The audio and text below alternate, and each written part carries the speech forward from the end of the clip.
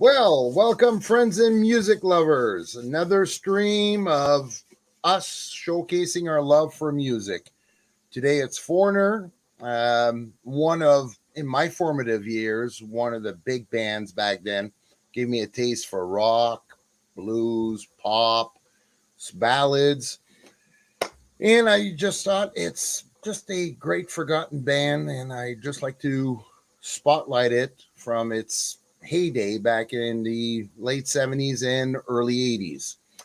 And with that, I brought some friends with me, and no slouch either. Like these people are, they're worth their salt in music knowledge. So we'll start with Mr. Pulp Metallicus, my unofficial co-host, because he's here every time. He always says yes. I gotta like that. I wish he was a chick. He's so easy. Exactly. Hi, Pope. How's it going, man? Glad to be back. Glad to be talking about another really classic band that I don't think gets looked at enough these days. Exactly. I know exactly, and forgot. And hopefully, we can bring back interest to this band. You know, sometimes just taking the dust off, and we might have new fans, younger generation, and such. Absolutely. So, my next guest, another Mr. Encyclopedia Musica, a walking encyclopedia. Sorry, that's a hard word for me to say. Mr. John Das Wolfen. Thanks again, John, for coming. Just like this, you're the best, man. Well, always happy to be here. Yes, and we're always happy to have your 2 cents and your knowledge. So thank you, sir. And then my older brother, the one who kicks my ass when I get out of line, and also a great reputable man, Mr. 70s. How are you, sir? I'm very well, mate. Thank you for having me. Appreciate you doing this. It's great to finally get to talk about Foreigner with your final panel member tonight. Yes. That's going to be good because I know he's a big fan like me. So I'm very looking forward to hearing everyone's talk. This is a great lineup you've got here tonight. I know, not bad for a newbie, eh? Not bad at all. Yeah, I mean you're doing all right because I can't get them all together for my shows. So, so what have you got? Lucky me. What's the secret? I don't know. Maybe they feel bad for me. I don't know. Yeah, I show up during the montage usually. You do, but trying to get all three of these guys, trying to get all three of them is tough. Yeah. It's tough. Well, again, I'm very happy to have all of you. And last but not least, the man, the myth, the legend, and the president of the Foreigner fan club, Mr. Joe's Atmosphere. Thank you, Mr. Rivers. Oh man, yeah, it's good to see you, dude. Yeah, and I hate that I missed Brian's show about this because, and I'm sure he brought along a lot of his stuff from that show. Yes, he has to help us out, but I don't know near as much about him as Brian does. But all I can tell you is this: I enjoyed the hell out of this band since look, their first album came out when I was 12 years old, and I had been listening to the pop music back then. I mean, it was okay, but man, I mean, I was totally enthralled with the opposite sex, and this music I identified with. I really did, you know, and it just, you know, I've always loved them. I always call them the adult love band. I mean, that's basically what it is. They talk about adult passions and stuff like that in a way that is not raunchy. That's really portrays what love is all about. They want to know what love is, right? And and they tell you all the time in their songs, man. It's really cool. I love them. And I learned this from Brian from his show because I was watching it on my phone because I had a power outage when he did it. But they were all studio musicians who were tired of working for other people that got together and said, "Hey, we can do this. Let's do some music together." And Mick Jones, Lou Gramm, I mean, it's just magic. Just is. I could gush on forever. But anyway. You know, the problem is now that I know Joe loves Foreigner so much that I can't listen to the songs without thinking about him. Every time I hear Hot Blooded, I think, that's Joe. Yeah. Every time I hear Feels Like the First Time, I think, yeah, that's Joe. That's Dirty man. White Boy. That's Dirty White Boy. That's Joe. Me. Yeah. That's Joe. Didn't pay for the show, did I? Yeah. I mean, you know, yeah, it's I've been enthralled with these guys for so long. I mean, I love a lot of it. I'm the son of a DJ. You guys know this. You've hung out with me. I've told you this before. I've got a hard drive in the other room that's got 19,000 music files on it that my dad put together for me. He's still taking his vinyl collection, which is substantial, guys. It's huge. I'd like to It's have out a the look back- at it one of these It's days. out in a controlled building in the his backyard in a 2-story climate controlled building. Wow. And he's still converting it all to MP3s and MP4s to this day Nice. at the age of 82. And I mean, stuff that is just amazing, you know. But these guys, every time I hear them, I if I'm going through the radio, I take my hand off the knob, just let it Mhm. go, you know. Crank If it they up. had, if they had, Twice when you're driving. yeah, exactly. If they had an all foreigner channel on Sirius satellite radio, that's all I'd listen to when I was working. You know, I mean, it's at that pitch. I really enjoy this band a lot. We should set our own one up, our own all foreigner 24 hours a day Right? channel. They could do it, man. But I don't know why they don't.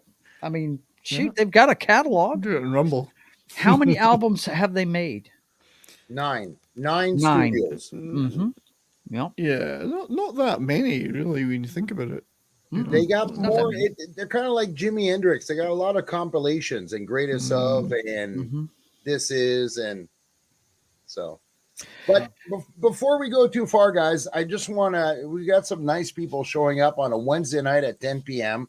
Eastern. So we'll start off with my buddy E. Clay. Thanks for coming down, man. Good evening to you. And of course, the lovely, smart Davina. Oh, there we go. Right here. Yeah, I could tell, eh? Hi, Davina. Thanks for coming in. And of course, the lovely Lady V. And I don't know what that says here. I can't quite make that. I can't translate that, but I'm sure it's clever. Thank you, Lady V. And Davina again. So, hey, thanks, guys, for coming. There's 4 of you. Doesn't matter. You guys are all great music lover. So, I'm going to go around. Joe, we know how you became fans of them. What about you, Brian? How did you get into them? I actually was because I heard Cold as Ice on the radio when the Okay. first album was released, and they played that a lot on the radio in the UK. And I just thought, what a great record, you know. I absolutely immediately, it grabbed me immediately. It was my kind of stuff. Mhm. So I went and looked a little bit more into the band. I think I was about 14 then or so, 14, 15. And realized that it came from this album, this band Foreigner. I didn't know anybody that was on the album. I didn't know any of these guys. I wasn't knowledgeable enough. Now I know what they'd done before, and that just grabbed me completely. So I got a cassette copy of the first album. Everything was cassettes for me in those days. I couldn't afford to buy too many records. I could afford to record some albums of other people. So that was it. I was hooked. I was hooked from then. And then they did have I had a double compilation album from the soundtrack of the movie FM, if anybody remembers that movie. I And got Cold as that album. Cold. No I got static that, at all. and my mother gave me that album for like a birthday or Christmas or whatever, double live vinyl, and that's on there. That features heavily in that movie and on that so it kind of reinforced that for me. So yeah, I mean, from that point onwards, I was a big fan. What about you, John? How did you manage to get? I came into it at the beginning of the 80s, Okay. the MTV era. Okay. So that's where I first heard Foreigner. And I tell you what, by the time the mid 80s rolled around and I was in high school and dating, you can't go wrong playing a Foreigner song, Foreigner ballad, No. you know, when you're trying to get that mood going. Right. Yeah, exactly. That's Three- what lighters were made for at gigs. That's right, man. Yep. Absolutely. What about you, Dan? How did you manage to get these guys? Well, I mean, as a kid who grew up in the late 80s, early 90s, I was, whatever my parents were listening to was what I was listening to, and the classic rock station in Boston, WZLX, played a fair amount of Foreigner on there. So I always kind of heard, like, Hot Blooded, Cold as Ice, couple other ones, and then I kind of dug into them a little bit as I got older. And it's, for as much shit as the heavy side of the community gives it, myself included, AOR is not a bad fucking genre. Mm-hmm. Like, there's a lot to like here. Mm-hmm. Both in like a lot of the blues stuff that they do, and Mick Jones has an incredible voice for it.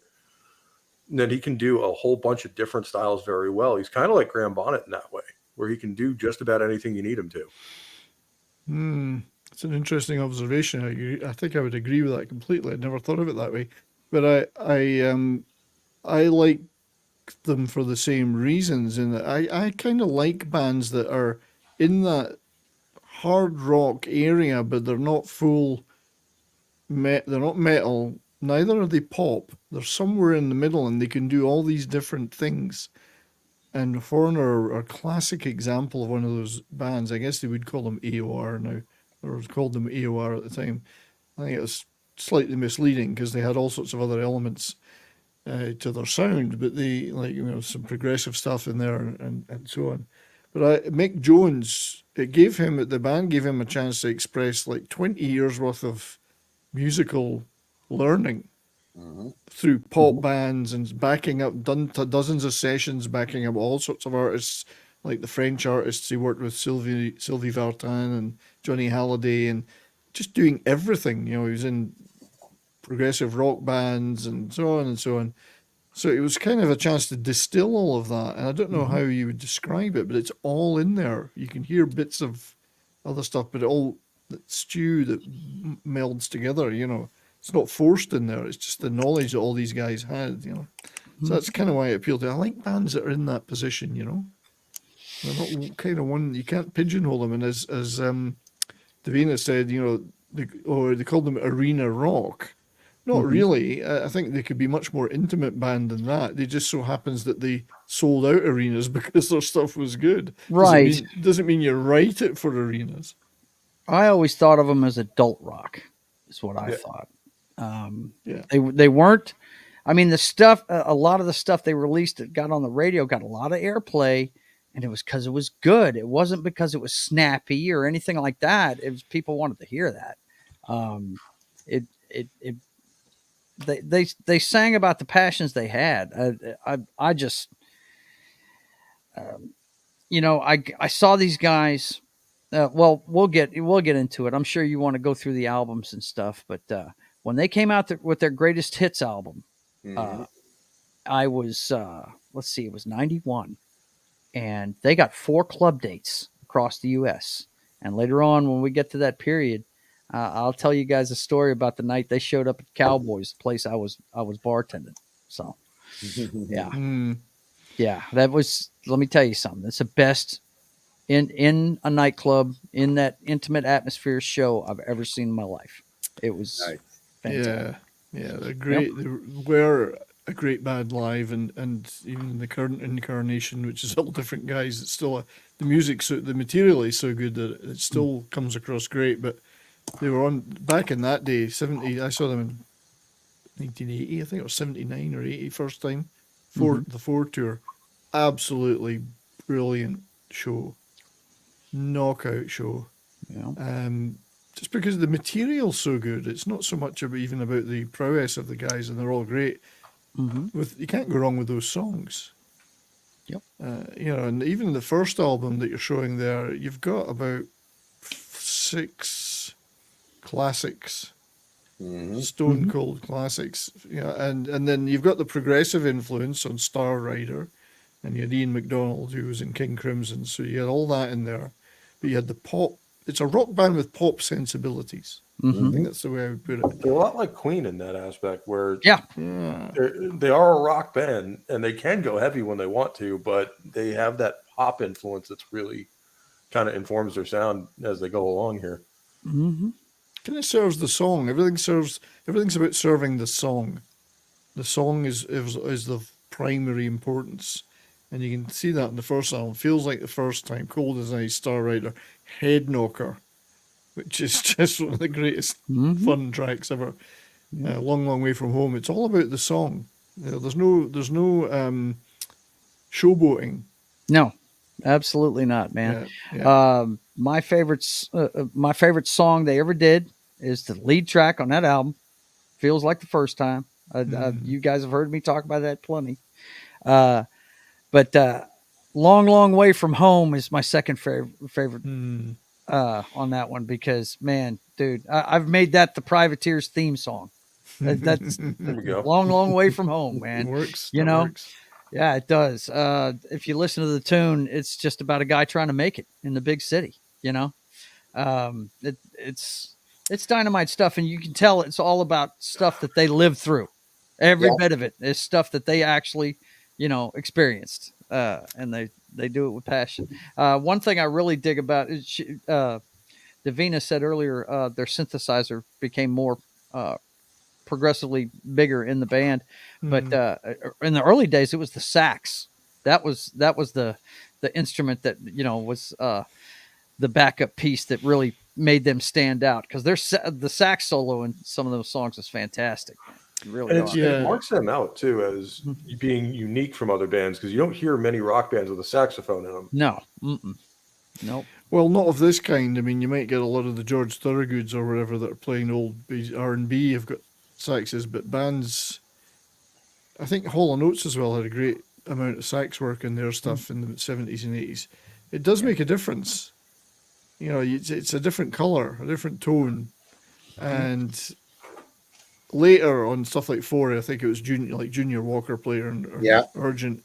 But earlier it would be Ian McDonald doing all these woodwinds and saxes and stuff. So it did make a big difference just to have, like in Star Rider, it's very important to have that sound. Yeah. So those touches made it something other than just straightforward pop. It's just something else to make the audience sit up and go, "Ooh, that's different." Yeah. What are you guys doing? Well, what I look, the reason why I dig Long, Long Way from Home is that guitar riff. That guitar riff that Jones plays in that one is awesome. I love it. He's Yeah. a great riff meister. Yeah, very underappreciated riff man. So, Uh, Ryan, why don't you explain a bit of Mick Jones' background? And it shows into a lot of the songwriting, especially Long, Long Way from Home, the story about how he was ditched in New York in '76 and so forth. Like, tell him a bit of the story. But 'Cause that guy is a genius. I musical think, genius. to be fair, it's not only Mick's experiences are going into those songs. We saw right from the start he wanted Lou Gramm to write as well. And some of that material is about Lou Gramm's experiences moving away from home to be with this big band that suddenly blew up, you know. So his perspective came into a lot of that. And it was very interesting because he was like a drummer originally. God knows how Mick ended up seeing him as a vocalist. I think he saw him playing in a band. He was drumming, but he must have done some singing. And he said, "That's the That guy I want to explains listen why to." he's using a tambourine in those early shots. You remember before MTV and before the videos, they had the Midnight Special, Yeah. and they would show visual stuff. And Lou always was banging the tambourine, man. He was working that thing. Well, he'd still write on the drums, like Jukebox Hero, which he mainly wrote. He said he sat behind a drum kit to write it as he was making up the lyrics. So Mick Jones had a long history. I mean, he's a London boy, grew up in the 50s, started doing sessions as early as the late 50s, in amongst an atmosphere of guys like, he bumping into Jimmy Page and Jeff Beck and Richie Blackmore and all those guys. But he took a different route from everybody because he wasn't cutting it in England. There was so many other groups, whatever. He went to France and ended up working in France for a few years. And here he is with Johnny Halliday, who was the top rock and roll singer in France. And he worked with him for many years. They were very close. And he also was close to Sylvie Vartan, the very beautiful Sylvie Vartan. And so a lot of that French pop stuff he's playing on, if you ever hear any of those tracks now. And so I just got to flip forward. So he's playing here behind Sylvie Vartan, or Francois Hardy, sorry, this one, I think. And then, so this is Sylvie Vartan with the Beatles. So by the time the Beatles played the Olympia in Paris in '64, Sylvie Vartan was one of the support acts, and Mick Jones and his pal Tommy, who was the drummer, were at Brits, and they were playing away. And John Lennon says, "Oh, you speak great English, don't you?" So I'm fucking British. That's why he thought they were French. So that's when he got to know introduced to the Beatles and got to know them. He was the Les Beatles. So he had all that experience, and he had his own band with Tommy, the drummer, and Mickey and Tommy. And you should check that stuff out on YouTube. It's quite funny to watch these young British guys on French TV doing this stuff. And then he'd moved on, and then he got to hang out with Brigitte Bardot, which he talks a lot about in his book. Oh, well, Giggity, hell. giggity. There you go. The benefits of being with Johnny Halliday, of course. Right. And then he decided to go back to Britain. He joined a band called Spooky Tooth, which were more of a kind of a blues rock progressive thing. He is on the left. Mm-hmm. They had a couple of that's a very interesting album cover. And then the Leslie West band, he's on the left there, played with Leslie West for a while. Gradually, that was more hard rock chops. And then, of course, he said, "Well, I'm tired of all this. I'll stop sharing those now. Tired of being all over the place here. I want my own band, not just to be in somebody else's band."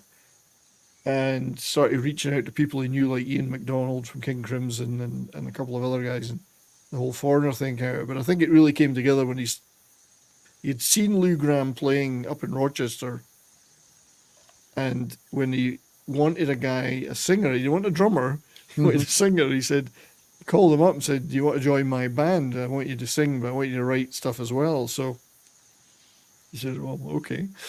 Best And that was decision he it. ever made. It was, and that became Foreigner then, and it was 3 Brits, 3 Americans, and that's why the name came about. So, but all those years of experience, session work and writing and being in fronting his own stuff and playing multiple different styles. I mean, you listen to some of those French pop songs, they're very not rock and roll, But then he was playing in heavy rock outfits like Leslie West. You can hear all that coalescing in that first album, It's like, I've got all this stuff I want to get out of me. Yeah. And boy, they knocked it out of the park. And I was gonna say that too. Like, you can see where the Foreigner sound came from in Mick Jones's own background, because you have the pop influence, you have the blues, you have the hard rock stuff, like, and it all kind of coalesces in Foreigner. Yeah, I love that blending of styles. I mean, it's but none of it's the icky sweet pop stuff, Yeah. It's got a little bit of an edge to it. Every song's got a little bit of an edge to it. It's pretty amazing, man. just before we move on, I wanted to show you the band that this is the band that Lou Gramm was playing in, Black Sheep. Obviously, a great name for a band. Hell yeah. I love that, Black Yeah. Sheep. I'm I'm not biased. I don't mind Black Sheep. second from the left there, right? Yeah, he's second from the left. So hang on, I was going to play this, but Yeah, go ahead. Oh, I heard that.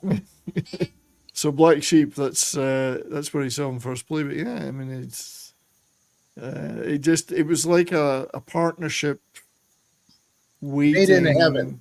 made in heaven, waiting to happen. And then they got these other great guys that had all been session guys as well. And then, of course, I think for me the fluff on the top, the icing on the cake would be Ian MacDonald, of course, who was from King Crimson, prog rock guy, and just had all these different. He could play keyboards, wind instruments, bit of guitar on stage as well. It's just another influence to add, I like her comment there, and you got to imagine the producers that were putting this together for them were really rooting for them to do this, because they probably worked with them for a long damn time before they started doing their own thing, So, yeah.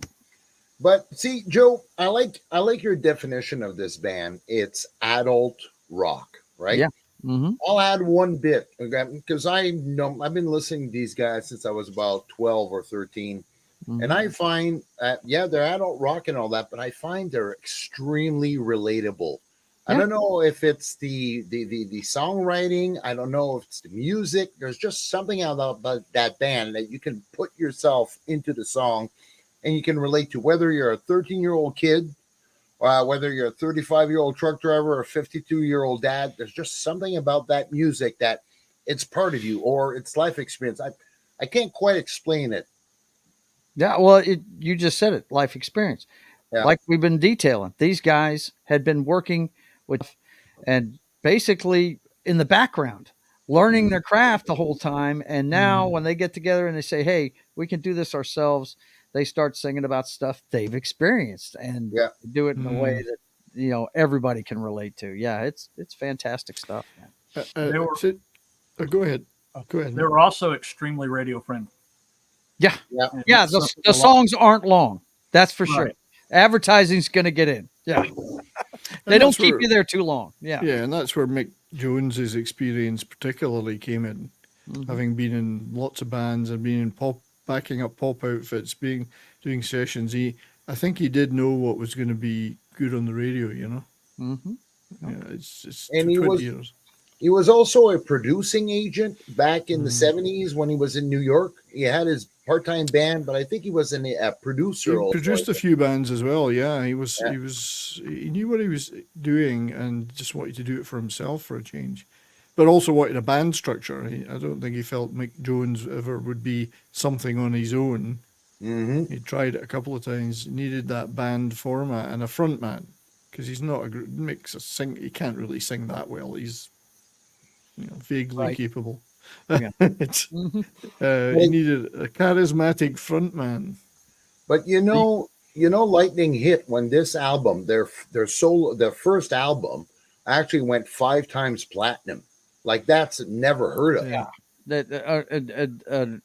An original band with their first album usually, you don't have that kind of That's success, just greedy. Isn't once enough? I mean, you have to have 5 platinum. right? Greedy. It's just 5 times greed. platinum. Mm-hmm. Yeah, and I think Ian McDonald felt a strong. I mean, he co-produced this as well. This first album with Mick and a couple of other guys. Right. I think he felt. This is why he eventually left after 3 albums. I think he felt he wanted a little bit more input than he was getting. He was a fairly experienced guy too, and in that first King Crimson album, he was all over it, and he that was a big seller too. So that would be the tensions eventually. But Ian McDonald had quite a lot of input at this point as well. But let's not forget, it was also Mick Jones' baby. He ran the show, and he still Yeah. does to this day. Exactly. Yeah. So It wouldn't have happened without him. No. Mm-mm. No way. Yeah, it would never happened without him. And But I guess it succeeded beyond his wildest dreams. I mean, you said 5 times platinum. Yeah, the first album. Yeah. But the thing is, this was Mick Jones. I don't know if he's a strong personality in life, but his creative drive, I guess, overshadowed other people, short of Lou Gramm, because he was his writing partner. But still, maybe Ian McDonald might have found that, I think he maybe felt. too much room in here and time to move on, be creative somewhere else. I think so. It was mixed band ultimately. Our good friend Wilco from the Rock and Roll Rowdies, of course, did tour manage Foreigner in the mid '80s, Mhm. and he's a big friend of Lou Gramm's. Oh, nice. I'm not saying he's a big friend of Mick Jones's though, so read into that what Okay. you will. Right. I think he's a fairly strong character, but Yeah. are not a lot of people in this Well, business. Yeah. I mean, yeah. We're talking about alpha dogs here, man. They're Yeah. the top of their game, So, I mean, they made great music together, and then something happened. Mhm. I remember. I think the first thing that Lou did outside of Foreigner was some music for the Lost Boys soundtrack. I think it was, Mhm. and wow, he did a great job on it. He really did, and. Midnight I Blues is a remember great being track. bummed that he wasn't with them anymore, but Mhm. I was pulling for Lou to do well, And he did come back for a while. They were on and off for a while. I mean, Yeah. I saw them in the mid '90s, and they were Lou Gramm was back in Foreigner. They did a tour of the UK. I don't know about the rest of the world. So he was kind of in and out. They fell out. He'd come back. Fell out. He'd come back. But what I love about this album, I love a lot of things, is I just love the opening. Like, feels like the first time. It's such a great opener. It You is. know, Right. just dun, dun, Mhm. dun, dun, dun. It's Just the best kicks song the- they ever did. I don't it's care what brilliant. anybody says. You But- can say Jukebox Hero all day long, people. Go ahead, get mad at me, throw darts at me. Feels I like wouldn't the do first time is the greatest song they ever did. And it just kicks off the album so well. Yeah, it does. And what a way to kick off a career too with a song Mhm. like that. That's up there with like "Welcome to the Jungle" with as far as first tracks go. Mm. Yeah. Yep. And like you can easily picture somebody picking this record at the store on a Friday night because I'm bored. I kind of want to listen to something new. Oh, who are these guys? We'll give them a shot. And then that comes out the speakers. You're like, holy shit, where have these guys been hiding? Yeah. I think Foreigner's the band I've seen second most. Really? First is Metallica, but I've seen them 3 times since 2008. So Yeah. I might be in the same boat, John, because I've seen Foreigner multiple times since the Mick Jones and Kelly Hansen started the new version. I thought I must have seen them 5 or 6 times since then, but I'd seen them 3 or 4 times before. Might be the second most. I mean, next to Cheap Trick, maybe my second most band times I've seen a band. Now I think they've about been it. to the Missouri State Fair 3 times, and I went all 3 times. Wow. So It's that I a ki- remember. It's 3 times that I remember. Yeah, and it Guys is a- all suck. I saw them once at the club I was working at. yeah. So, but Well, funny thing is, first time I saw them was at the Birmingham NEC in the 4 tour, and we're sitting there in the front row of the second block on the floor, and Robert Plant walked past me. Right, and I went, it didn't twig us for us at first. Who's that guy? That's Robert Plant. And he walks along, and then he goes up towards the stage, and then climbs up and goes backstage. I don't know why he took the route through the audience, but he did. No, Robert Plant. That was Robert Plant. Everyone in the crowd starts standing up. Oh, that's Robert Right. Plant. They were hoping he would come on stage later. He didn't. Uh, Yeah. but Well, that's, no, that's a pretty good story. It's too bad you It don't. is. It's always after, eh? Like at first you don't realize. Oh my God, Robert Plant. Who would think Robert Plant would be going through the mosh pit, and then all of Yeah. a sudden, boom!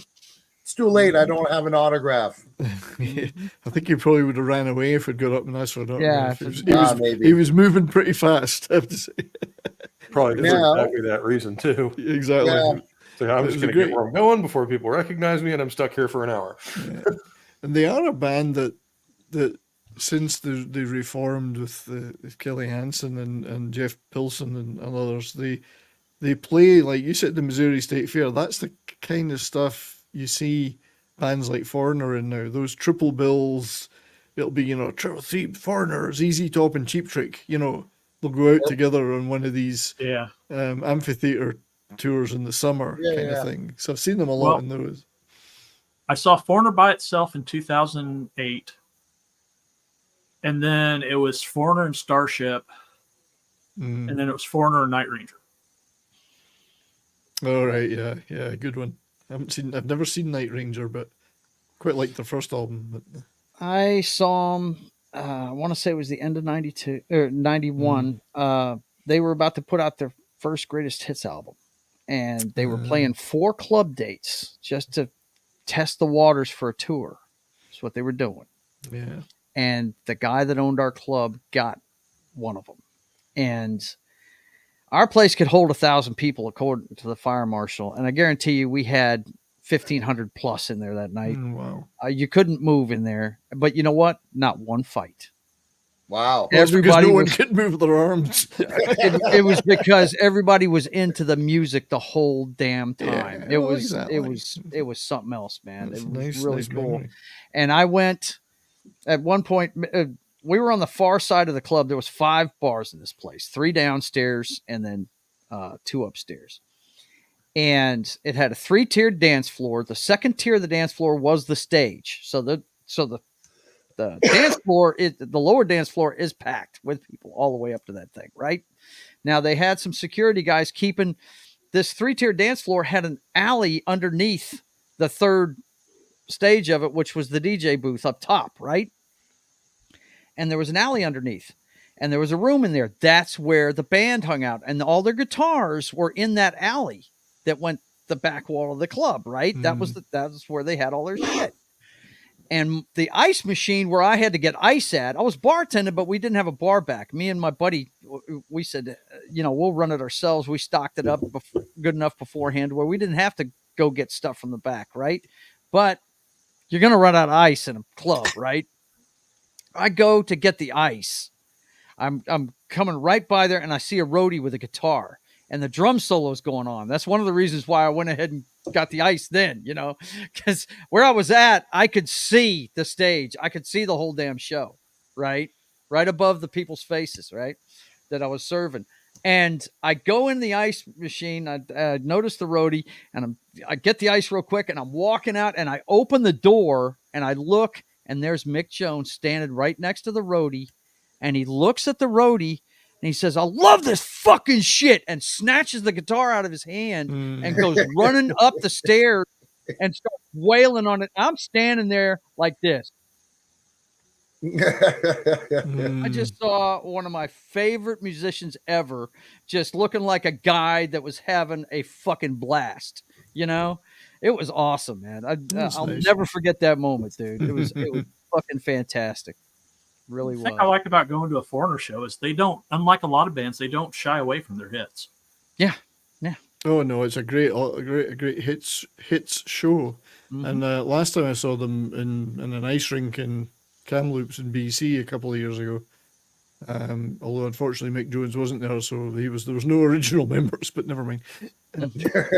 Right. My wife went with me, and she'd never seen them before, and she wasn't even that aware of who they were, because she was getting them confused with Journey, I think. Whenever I would talk about them, she'd say, "Oh, I can't stand that band." I said, "What do you like about Foreigner? What's wrong with Foreigner?" And so she said, "I know these songs. Is this Foreigner?" And they played hit after hit, and she went, "This is really good." I said, "What? I've been trying to tell you that for 25 years." Hello. Hello. She thought they were Journey for some reason. Oh. I said, "No." So she went, "I know that song, Urgent. I've heard that before. That's Foreigner." That's Foreigner. Yes. That's not Journey. Yep. Yeah, that was a good gig. But yeah, we're moving on, I guess, to Double Vision. Well, that I was going to say, this is just to show you that sometimes lightning does strike twice at the same place. And this is another multi-platinum album, and a lot of their hits, like some of their solid hits, are on there. Excuse me. Yeah, and obviously the photograph was taken at a time prior to the world leather jacket shortage. Hello. I mean, they all got one, and that's Mick in the fur, though, isn't it? It's fur. Yeah. Fur on leather. He looks like Culture Casino then. He's got the weave. He's got the weave. But fur is cool. Fur is cool. I was always against this anti-fur movement. Screw you. Fur and leather are good. This is how Canadians used to live back in the Yeah. day.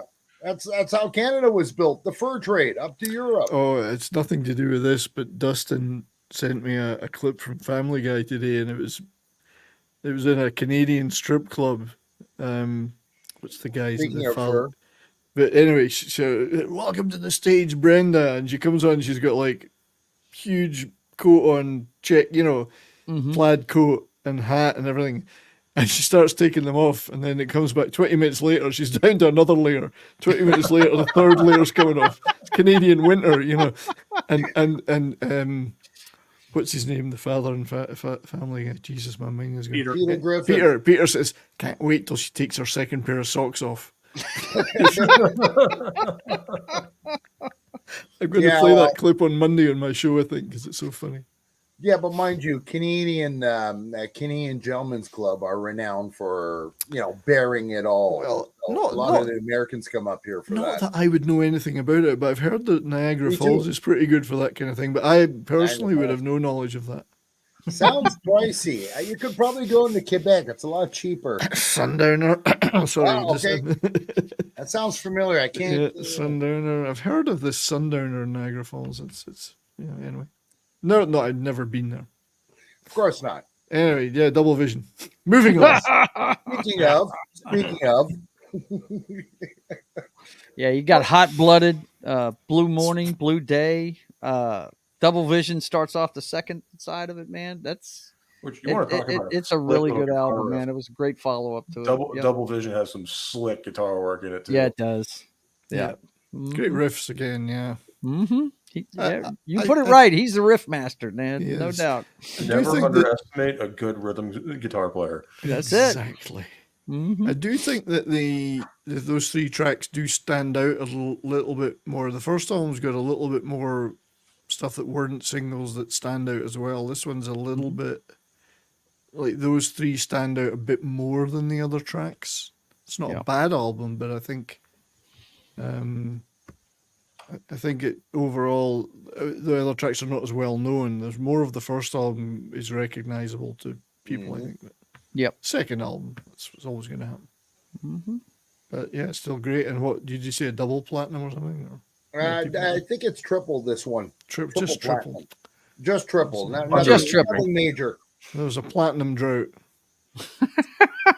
But don't they say in the album in the music world you always get the sophomoric dump where the first album comes out kicking, but the second always is disappointing and stuff like that. Kind of like the Yeah. reverse Star Trek movie thing. That the evens are good, the odds are bad. But Right. this would be like the first one are great, and then the other ones are not so good. So just before you put this, I'm going to share a video clip, which I Okay. played on my show. It's okay because it's mainly it's the intro he does to Hot Blooded these days, okay. and it shows off his guitar playing skills.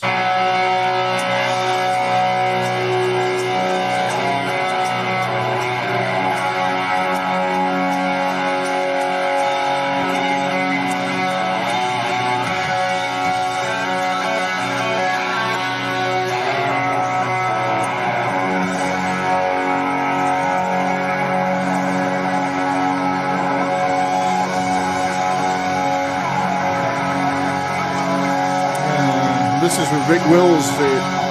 This is the 40th anniversary reunion when they had the original band back. Okay. 2016, I think, wasn't it? Yeah. But he likes to showboat on the start of Hot Blooded all the time before it gets into that riff. Dun, dun, dun, dun, dun, dun, dun. But yeah, this was the original lineup. Because you saw Lou Graham lurking in the background.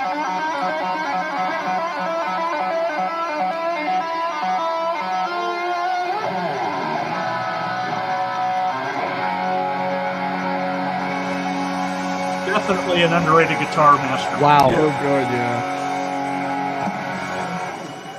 And then of course it goes into the dun, dun, dun, dun, dun, dun, dun, dun, dun, dun, dun, Oh, which yeah. I love. I mean, you just have to hear that, and it literally gets the pulses racing.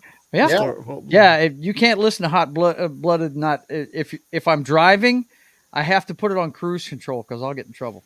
I will Yeah, put it's one pedal of to those the metal. songs. Yeah, Yep. One of those songs you'll find yourself going 80 in a matter of seconds. You're like, well, I'm going a little fast. Rick Wills there. I've always had a soft spot for Rick Wills. Whenever you see Foreigner back in the day or any of the reunions he's done, and he does join them when he lives in the Canary Islands or something. He joins them if they're on stage if they tour there.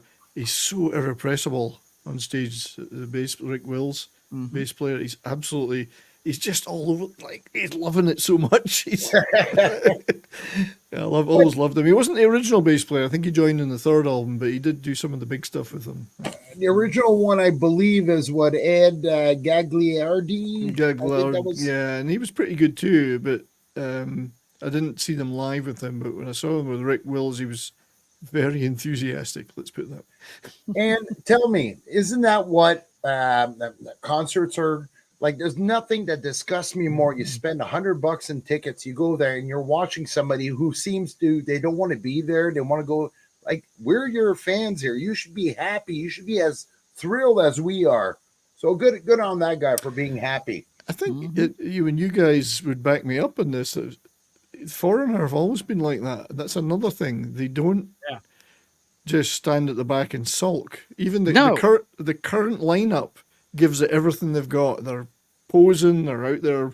You know, in the Kelly Hansen runs around the crowd singing. He goes out in the audience and sings. And Jeff Pilson, the bass player, has been there for years from Dokken. He's he's the same as Rick Wills. He's like really loving it up. He's up front of the stage, and they appreciate, they're old school. They appreciate the value of a good show.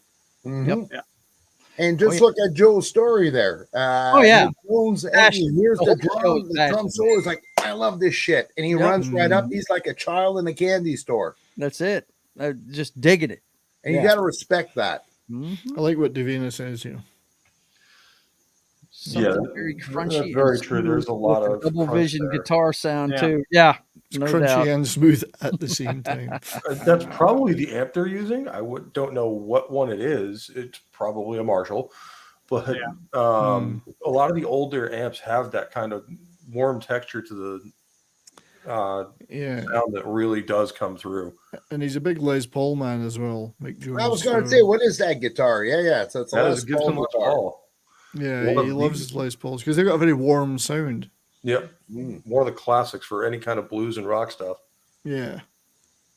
So yeah, Hot Blooded. It's a big hit. Interestingly, at the time, I think they were bigger in America than they were in the UK. Because I don't think even a lot of people realised in Britain that three of them were British. Yeah, They thought they were an you couldn't American turn on band. the radio from '77 on without hearing Foreigner. You Yeah, couldn't. there's that American band. They'd say, that American band. Well, no, strictly speaking, the founders are Brit. Right? Well, I mean, as we said earlier, it wouldn't be the first time their nationality has been the subject of debate. Well, yes, I guess so. But you're right, Brian. They didn't break through in England until I think it's either 4 or it's Head Games. Head Games is the album that, because nobody knew them in England. Well, even Cold as Ice and tracks like that were only minor hits. Mm-hmm. They weren't big hits, but when 4 arrived, like Urgent was a top 5 hit Wow. and whatever. Yeah, My that favorite. broke them into a different era in Britain. Yeah, Head Games is my favorite album cover because, well, obviously. Well, you know what? It's risque. It's not sleazy, No. but it's really relatable. Like, look at that. Some hot chick in the urinal. It's not quite sleazy, but it's got the potential of being it. I mean, doesn't this happen to you guys all the time? Oh, I'm so annoyed nowadays. Well, the thing is, is she trying to have a pee in that urinal? No, she's wiping off her number off the.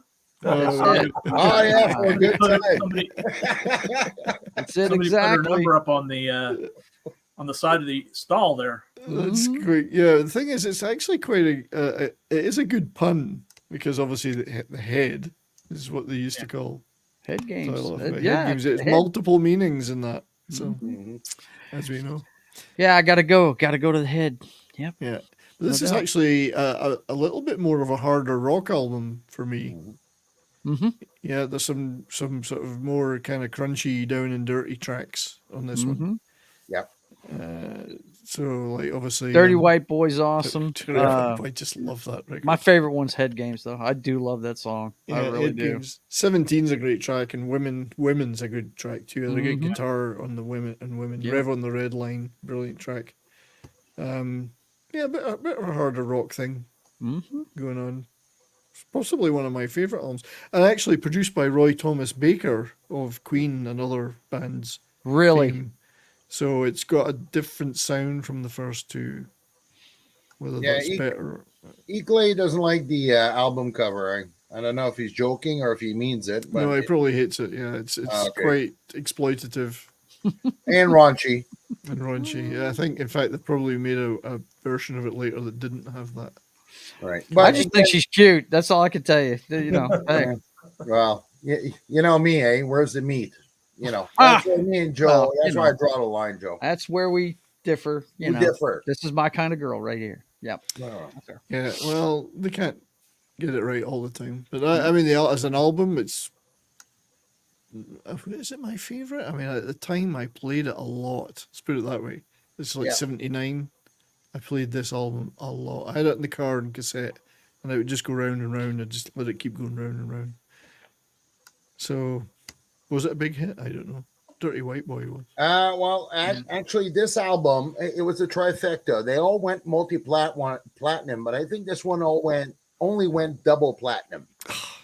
I know. What What can a you do? failure. Dirty I White know. Boy I'd be peaked at number embarrassed. 12 on Billboard Top 100. Mhm. Yeah, It's did make still it number one. still great stuff. I mean, I play this album a lot. I dig And this into was this back in the album. era when the Billboard numbers actually meant something. Yeah, right. Yeah, Mhm. and I think they toughened their sound up a little bit. It was the punk era coming in, and Yep.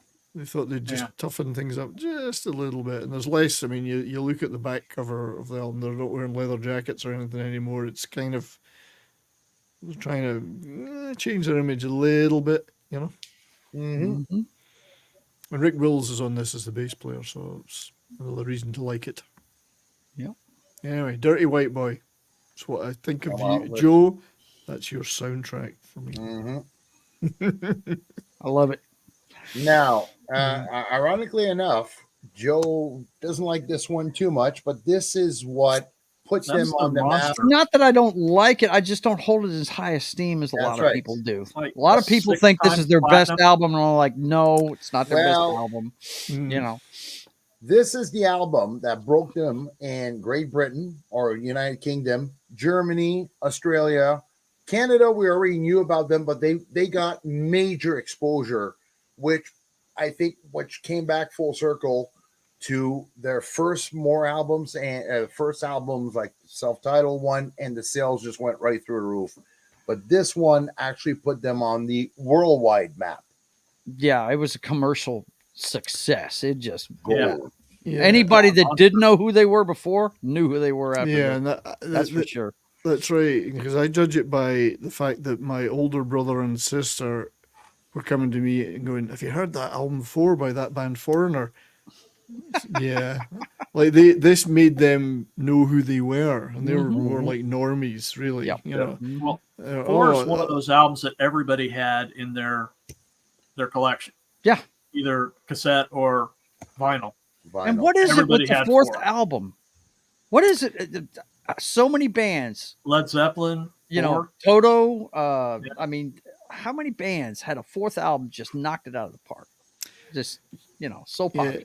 Well, Davina's got a good point here. The sound very, very much changed here. I mean, first of all, Yes. Ian McDonald was gone. So the Robert Mutt Lang was the producer, and he went on to produce like AC/DC and obviously bands, a lot of major bands in the 80s. Hell, didn't he end up marrying Shania Twain? Or am I getting mixed up? Mutt Lang. Mutt Lang, Anyway. Shania Twain, and he cheated on Shania Twain with his I know. secretary. Yeah, go figure. Go figure. But Idiot. yeah, but it did break, but it was more of a pop feel, and it had Thomas Dolby playing some of the synthesizer Yep. stuff. Mm-hmm. So very different feel, but again, it still has a rock core. I mean, Nightlife, Jukebox Hero, Urgent, Don't Let Go. They're all rock tracks. It's Yes. just But that you had their first big hit power ballad, and Yeah. something they became known for I'm after this. waiting Yep, for waiting for a girl like you. Yeah, The erection section. the erection Erection section, section, baby. Yeah, we You were know it. talking about that. But you gotta love like the composition. Like my favorite song on this album is Urgent. That's my favorite Foreigner song. I just love it. And it just adds to the music when they got a great Junior Walker to play saxophone on it. Good on them for scoring that. But you look how the beginning starts, the guitar riff. That echoey. It's singing, thing. Oh yeah, and the drums come in, the bass follows. It's just a insistent, isn't it? gorgeous song. And there's just to me, that's my favorite album of them all, and I hold it in high because I think here they peaked not only commercially, but as a group who actually composes and creates. That's the word I'm looking for. This is their creative peak, I find. After that, it's kind of downhill. And the ironic thing, their biggest hit isn't until the next album. It's a next Yeah. album. Yeah. Mm-hmm. Yeah, And it's a Thomas ballad, Dolby. I And think. it's another ballad, yeah. Mm-hmm. But Urgent, I always thought that song right there, and Radar Love by Golden Earring were Yeah. a lot alike, and it's just I almost would put it's the lustful part of love. if you understand what I'm saying. Mm. I Yeah, got but- to get there, man. You know what I mean? And It Urgent might- is, I think Urgent is a track that Mhm. probably of all the Foreigner tracks will endure even more so than the big hit on the next album. And it's sampled a lot. You hear it in a lot of different things, Yep. in a lot of different places. It's very famous in its own right. I mean, some bands Mm-hmm. have got, and I mean, outside of those of us who love the band, some songs are just universally loved. I think that one is one of them. I love it. Jukebox Hero people went nuts for. They really Yep. did. And the song tells a great story about Yeah. somebody's passion for music. You know, it really Yep. does. But it seems so commercial to me when I heard it. You know, I was like, this doesn't sound like them, you know? But, you know, I know a lot of people dig that song, but I just don't put it in as high esteem as some of the other Sure. ones. You know? That's I all also- good. I did love it at the time, and that was the first tour I saw them on, and Mhm. I adored it. And for me, my favorite track is, say, the last one, track Mhm. 10. Is "Don't Let Go." Yeah, Don't Let Go I is a great song. I Yep. adore that track, and I mean, I don't think they've ever even played it live ever. It's such a beautiful track Mhm. with a great positive vocal. I mean, it's catchy. It's the female backing vocals are great in it, and it's got a great riff, great guitar riff. Yep. So listen to "Don't Let Go" if you never bothered ever getting to the end of the album. Right. Listen Which to you track should 10. not do with a Foreigner album. You should listen to it all the way through. Exactly. That's right. Because you're going to miss some gems if you don't. And really, any band, a lot of bands will bury some of their best material in the last song on the album. That's something you got to do one day, Vinyl Revival or Brian. You got to do a B-side show. That's a good idea. We'll consider that. Mm-hmm. I've got so many ideas. Just Yeah. getting the time to do. I it. know. Do you I know. want to, Christian? Could you throw my screen up? It's right there. Yeah, so that's the track listing on it. They had the like Luan. It sounds like the Police. Yeah, Yeah, it does. it does. Yes. Yeah. Now that you mention it, yeah, I can see that. Yep. That at the time, even at the time, I thought they're trying to do the Police. That's- Yeah. But I love their covers at this time. The singles covers. So you got Yeah, I know single. it's £5 there showing the British. But yeah, Urgent. They're definitely more of an. Now we're into the 80s. Oh my Yeah. God. The leather's gone. Pastel it's- colors for everybody. It's t-shirts, 90s pastel. time. What's up? and slimmed down to a 4-piece, as it were. Still got the Rick Wills is definitely showing the bulge, and so is Lou Graham. Yep. They're competing and waiting for a girl like you. They were, if you saw them live at this time, like the first time I saw them, it was brilliant. And the NEC's maybe like a 10, 12,000 seater. It was just, people were going nuts. Brilliant. Anyway, that's the next one. Sorry, stop sharing. It's a great album. I mean, I know, Joe, you don't feel it's quite amongst their best. I think history will probably judge it. The normies will probably judge it as the one that's remembered. It is remembered. And, Yeah. and- Well, and it's- really, like I we said, like it brought them into the mainstream like nothing else did. Yeah. Yeah, people knew who they were after that. Yeah, funnily enough, they didn't really lose rock fans like me or my friends. We still loved it, even though it was less rock. You know what I mean? Oh, believe me, it was in my collection, no doubt. It's just I listened to the first two albums a lot more than this one. Sure, Right. sure. Okay, yeah, no, I mean, there's nothing wrong with that. Could be the age I got it too. Could But- be. You know, fond memories of my youth. You know what I'm saying? So So, That's the beauty of taste. It's all subjective, and if we all would agree to the same thing, nobody else would be out there. right. You know, so that's the beauty of taste. And what's even more beautiful is we can all sit here at 11 o'clock at night Eastern and share our stories and our love for music. That's the beauty of it. So contrary taste is always good. it's great to be able to talk about something in degrees as opposed to I really hate that and I really hate that. It's like, In I love it absolutes, all. yeah. I love it all, but I love this one just a little bit more. Yeah, that's the case with me. I love the Yeah. first two a little bit more than I do the rest of it. Yeah. And of course, this was now we were into MTV now, so they were starting Oh, yeah. to do videos, and that Yeah, made yeah, a for difference. sure. This was the first album I got of theirs, but the Agent Provocateur tour is the first time I saw them live. Okay, right. Mm-hmm. And speaking of MTV, these guys landed right in the middle of the height of the MTV craze. Oh, yeah. Qatar. I just wanna don't know what that love they were is. too comfortable with making videos, though. They weren't No. into it like some of the other bands were. You know, Well, they when I didn't think of them, and once again, this is the Wayback Machine. I remember them on the Midnight Special more than I do the videos that they made. You Right. know, I'm not so sure they had the photogenic thing going for videos. You know, I No. mean, maybe Lou to a certain extent, but Mick just looked like a middle-aged, which he really was, like Yep. like a middle-aged Bricky. Yep. You know, Mhm. so on their own, not necessarily MTV fodder. I don't think. No. Yeah, but Brian, back in the early 80s, you could still get away with just being a good musician and not be photogenic. Yeah. You know, I find that craze came in more in the 90s with Britney Spears, and you had to be beautiful, you had to be handsome and all that. Back then you could still just be yourself and it didn't really matter. Back Yeah, in I the guess early so. 80s. I Yeah. guess so. I mean, the songs were strong, so Exactly. I mean, I know Urgent got a lot of play regardless of what they looked like. Oh yeah. No doubt. So yeah, the track listing on this, which I've got thrown up on the screen. if you Oh want yeah, to yeah. see. Here, just give me a So I second. always like to Back me do up. just I like to do the track listings on. I like to have the front and the back.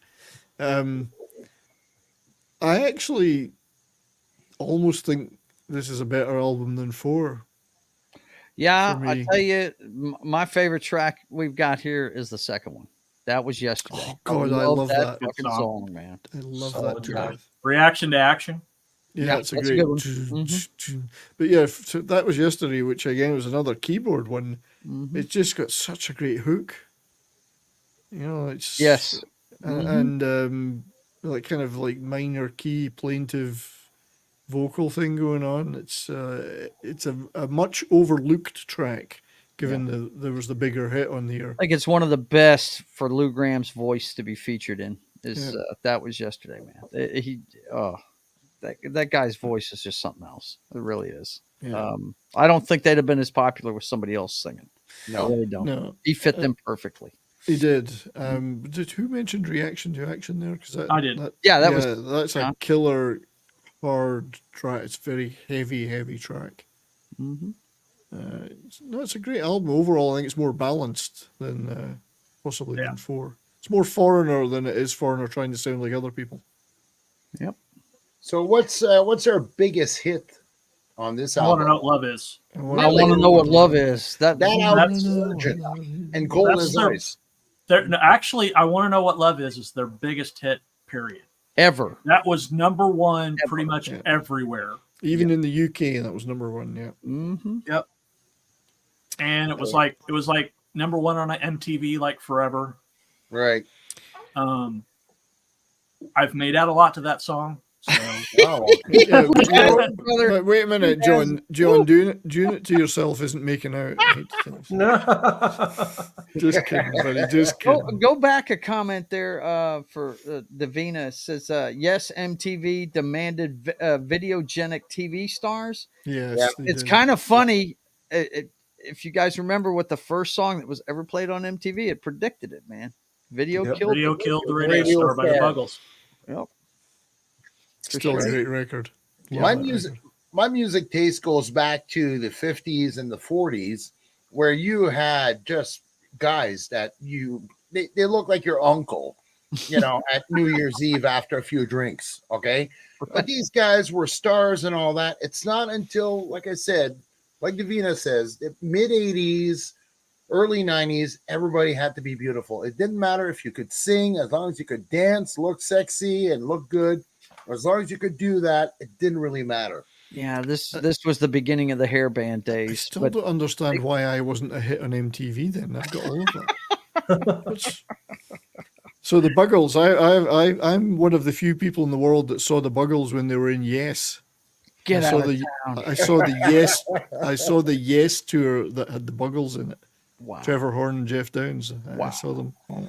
So I've seen Yes with those guys playing live. Just when I think I'm as jealous of you as I can be, The you dropped drama that tour. one on me. Yeah.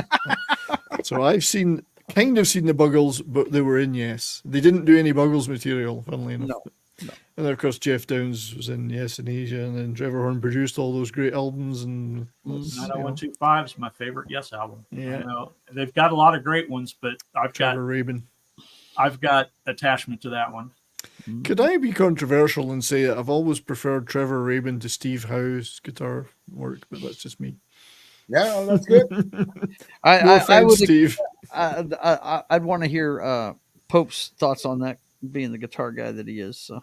Well, I don't really know that side of the genre all that well. It's something I've never really dug into. I've been more on the heavier and faster side of the house, but there's nothing wrong with a good, slower, more blues-based guitar style. Well, As long as you can make it sound good, you can do anything you want with it. Steve Howe, for me, was more of a twiddly guitarist, and Trevor Rabin, as you could hear on things like "Own of Our Lonely Heart," is a more riff-based rock guitarist. That is a hell of a guitar riff. Yeah, he made a big difference to their sound. No offense, Steve Howe and Steve Howe fans, and I've seen Steve Howe in a couple of lineups. I just felt he was more idiosyncratic, if I could put it that way. Yeah, But distinctive, but not a style I like. Whereas Trevor Rabin was more rock, So, which even somebody like me, you'd picture my favorite guitarist being like the real shredders of the group, like fast, out of control. It's guys like Mark Knopfler and Stevie Ray Vaughan to a large extent, where it's just My grandfather was a guitar huge Mark Knopfler fan. I saw an interview with that man where he was just sitting there talking about playing music, and he's just picking up different guitars and playing every single one of them in different tunings and everything, just making it sound great while he's talking. And I'm just like, well, how? Why? How are you this good? Davina's mentioning one of my favorites. I was going to Chris say, Rea. I was going to make Brian comment. They'll be talking about Chris Rea on my show on Monday. Oh, really? One of my favorite Christmas songs is. But I'm going to make you all jealous by saying that not only did I have the first Dire Straits album 6 months before it became a hit, but I saw them live before they were famous. So, Nice. I got one you'd probably like to been a have. club. I've got a double live album. is it Live called from Whoops, Germany. There Go My Bloomers. Yeah, it's live from Germany, and I can't remember how my dad got it, but he gave it to me. I thought you were going to say it's live from Germany and I can't understand anything. No. It's the sound of the tanks rolling across Poland. That's Right? I think Dire Straits are somewhat underappreciated these days. That's another controversial Oh, statement. yeah. I don't hear them talked about enough, and I think that's a shame because they have some superb material. The 80s station on Sirius, me and Rhonda listen to it a lot. And they've been playing So Far Away from Me lately a lot. I don't know why they started My playing that favorite track is Telegraph Road. Yeah.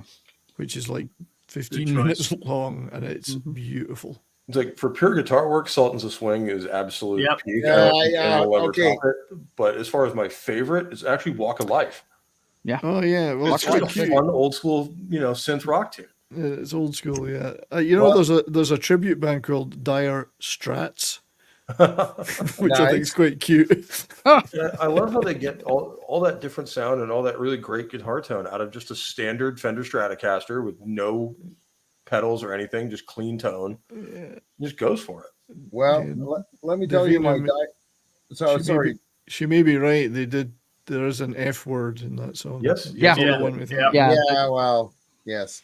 But my favorite Dire Straits song is Industrial Disease. Ooh, Industrial goodness Disease is me. good. Yeah. Goodness me. Mhm. It's just wonderfully written, cleverly written lyrics, very intelligent. Ironically enough, that song was about a strike or a couple of strikes up in England in the early 80s. I don't know how you came to get those Betty Davis knees. Knees. That was a joke that Mark Knopfler added to that. But you know what, Dan Pope, that might be one of our next one, Dire Straits. And anybody present who wants to join, you're more than welcome and give us your 2 cents. If you like that band, I'll probably be Probably late January, February, after the big Rush thing that we're Oh, doing in early yes. February, Yes. January. Another one of my underappreciated guitarists of all time, Alex Lifeson. Rush. Yeah, and Hang on, Life did you was say good. did you say Rush? Did Rush. did Yep. our Rush. lawyer call you? Yeah. Yes, and $10 is $10. I love that. I love that. The Christmas album, the Hosers, $10 is $10. $10 is $10, man. and that's the great Geddy Lee Yep. from Newmarket, Ontario, I know. north of Toronto. Tirana, north of I went to Tirana. see I went to see Rush with Mr. Big opening up for them, and I sat Mr. Big. out in the car listening to Rush until Mr. Big was about done because Yeah. I couldn't stand Mr. Big. No, they only Yeah. had one song. I want to be with you. Like that was like Yeah. a pop song they had. My favorite Canadian band isn't Rush. I know it sounds criminal, but No. I like Triumph. That's Triumph my is favorite good. Canadian band. Yeah, I love them. My favorite Rush song's Red Barchetta. Yeah. Great Pope, stuff. Triumph of the Will should have been one of their album titles, but yeah. Pope. Actually, Pope likes Rush because they keep talking about black holes. Make of that what you will. Right, Pope? Well, everybody's got a preference. There you go. There it is. All right. Anyway, moving along. Moving along. Moving along. So this is inside information. This is where I dropped off as a fan. I know very little of this album, but I'll be honest with you guys. So Say You Will, I think, is the only big hit. Yeah. Say You It's the Will. only one. Yeah. Mm-hmm. It's the only one I can remember. Yeah, it's I didn't. Yeah, I dropped off. I don't want to was live like, without you. You don't remember that song? Good God, they Okay. wore it out on the Yeah. radio. See, it's kind of like the Stairway to Heaven of all songs. That and Sultan of Swings has just been overplayed. It's just permanently blocked out of my memory and my music taste buds. Well, they were definitely getting a softer sound to them. That's for sure. And Yeah, I just felt there was the nothing. balls were starting to leave the There was court. nothing You understand memorable what I'm about it. I played it. I went, do I want to play that again? Mhm. It's Yeah. quite disappointing. It was disappointing. Yeah, it was. So we could probably skip this one because there's not much. But here's their worst selling album. Extremely disappointing. Speaking of disappointing, there you go. They went from quintuple, if that's an English word, platinum to this Unusual Heat. And I think they basically mailed it in. And if I'm not mistaken, that was at their peak of the start of Mick Jones and Lou Graham's back and forth, where Lou Graham was focusing on his solo career. And He's not on. Lou Graham's not on this album. So. No, he's not. Exactly. That's the new singer. And to add to what you were saying, Joe, Lou Graham was made to be the lead singer of this band. And this, I think, is the only album with the new guy they brought in 90, 91. So that sounds about right. Yep. Yeah. And Lady V, no, I'm not on Rumble. It's embarrassing to say I'm technically inept. So Rumble is complicated for me. And this is where you'll find me. And that's about it, Lady V. If you ever want me to teach it to you, I will, buddy. Well, yeah. Well, we'll sit down. But it is a pain in the ass to deal with because you have to set it up for every show. It's not like YouTube where you can just say I'm going to YouTube and that's it. Click a button and gone. No, you have to change the stream key every damn time. It's not user friendly at all. Well, I'm on YouTube because it's user friendly. Yep. It's kind of like when I went to school back in the 80s, those yellow books, Shakespeare for Stupids. Right. And stuff like that. YouTube is for stupid like me. So far. Go.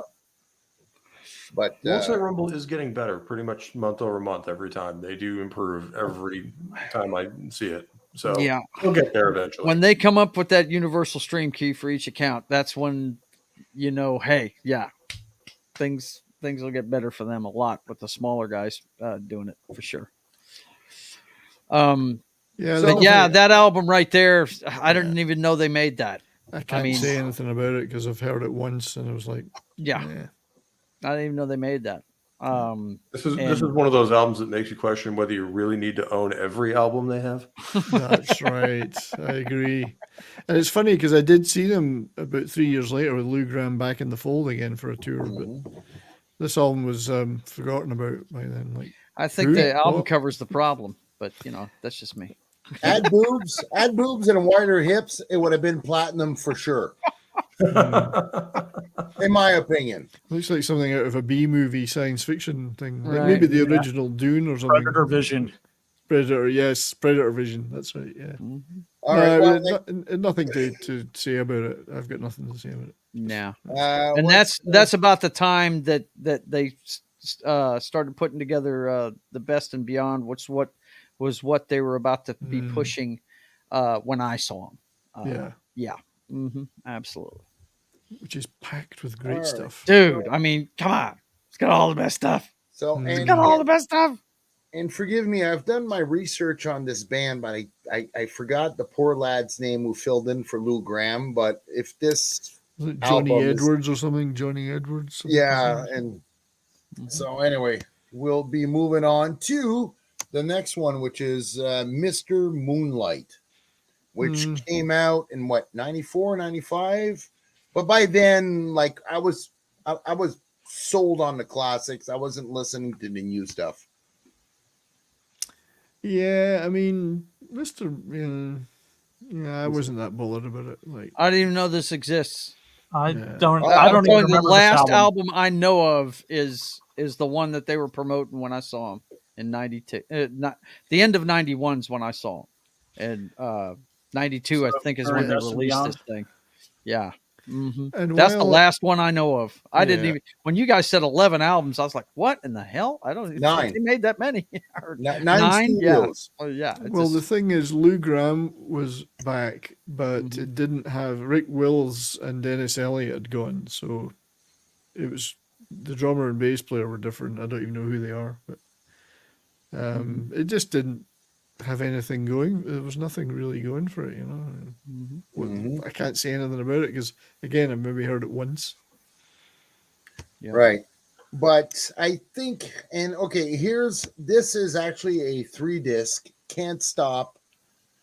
What is it? Can't Can't Slow Slow Down. Down. Can't slow Can't down. Slow Down. So it's their last studio album, and this is in the early 2000s, but it's also a 3-disc or 3-record album, which I think one of them is live, the other one is their greatest hits, and the other one's a studio.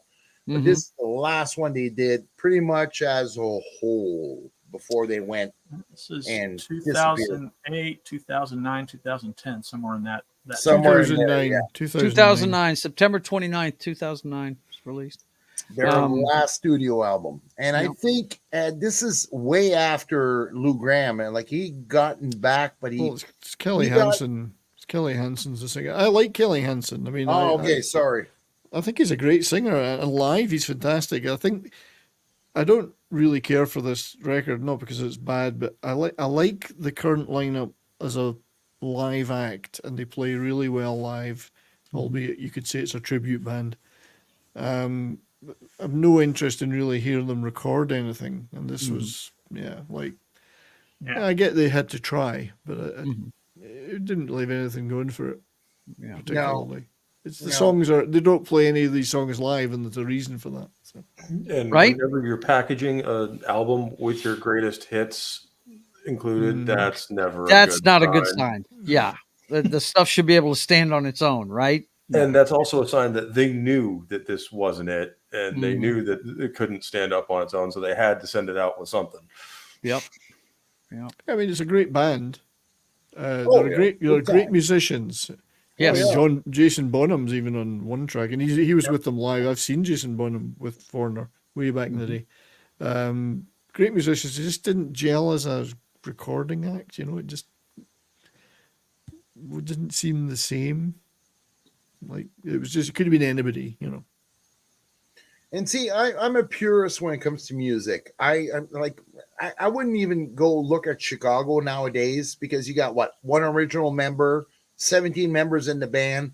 I'm a purist. Like I will listen to the original sound, how it came out with as many original members as there is, and by this time it's just too late. But it's a little bit unfortunate.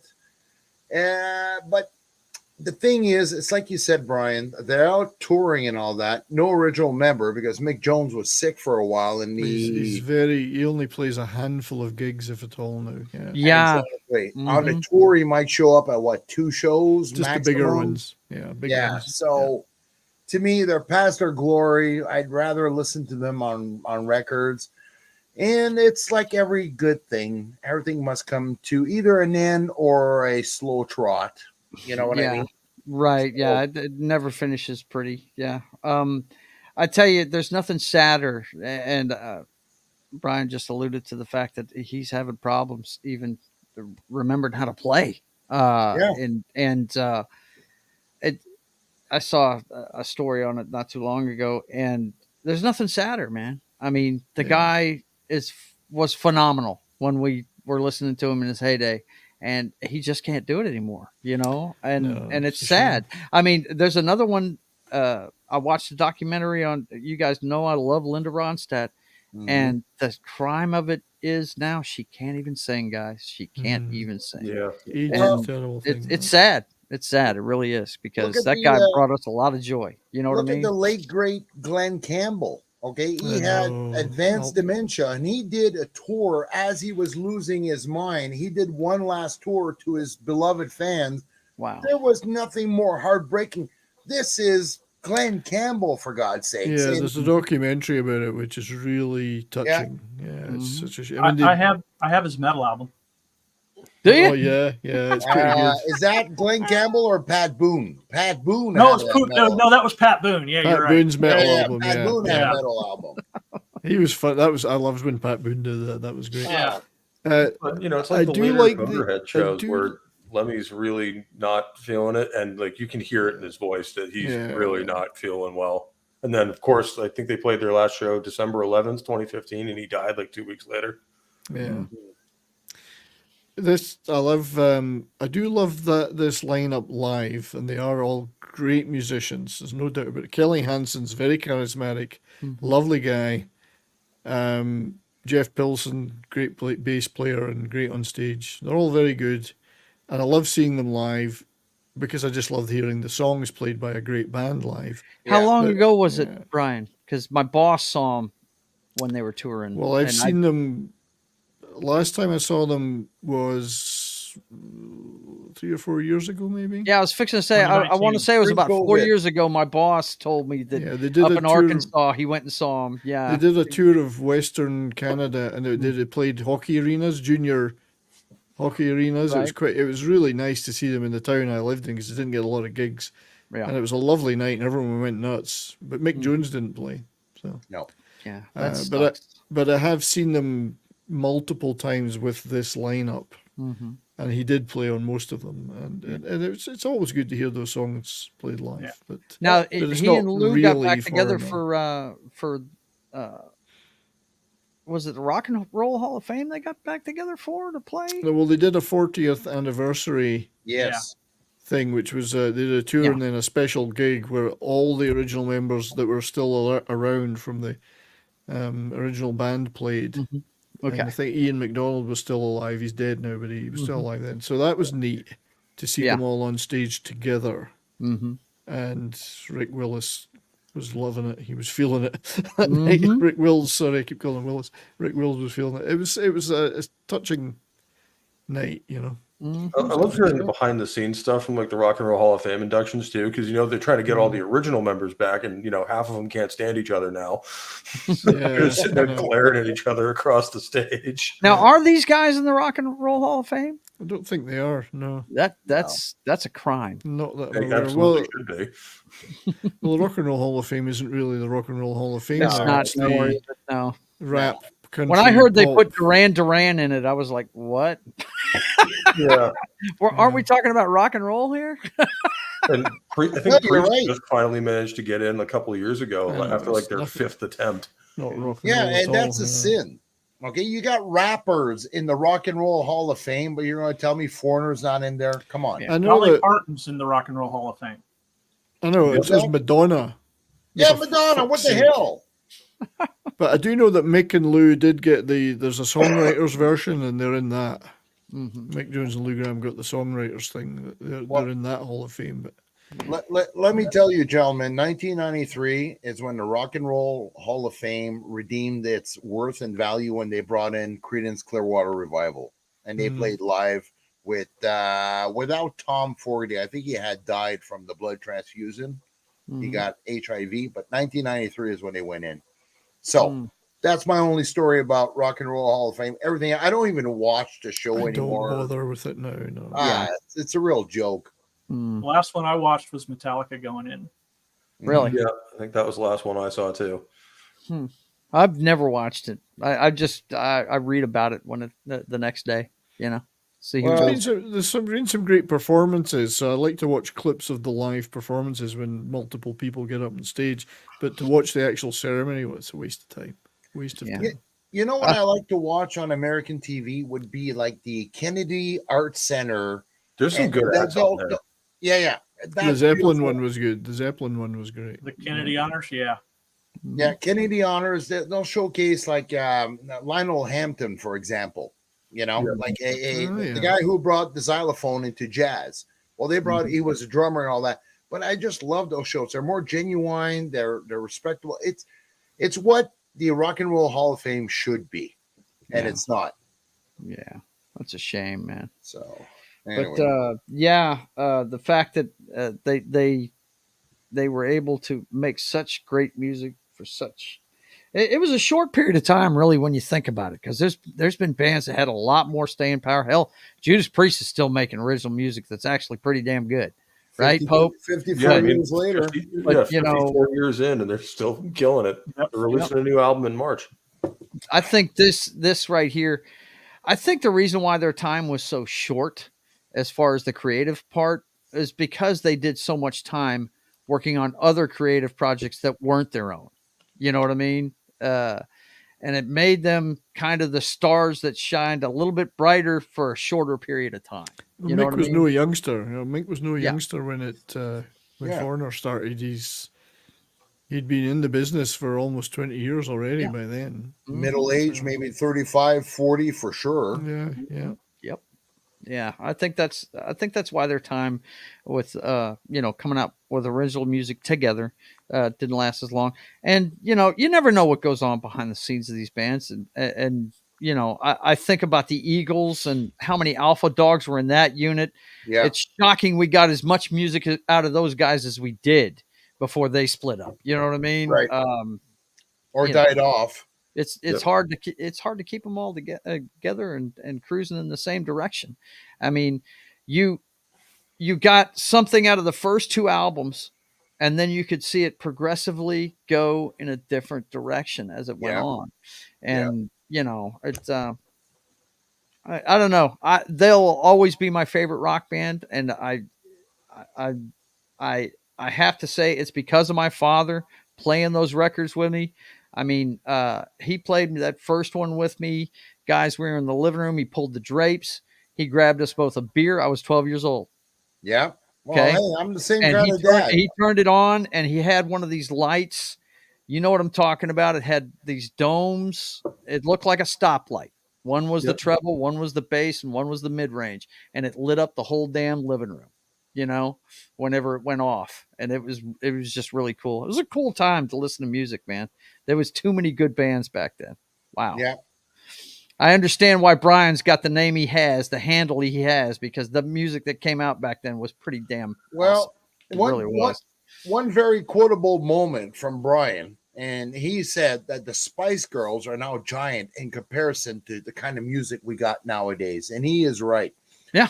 Show Yeah. me an artist that's playing on pop radio or whatever that you can compare it to Foreigner, Jimi Hendrix. They're not there. They're not. There's nothing comparable.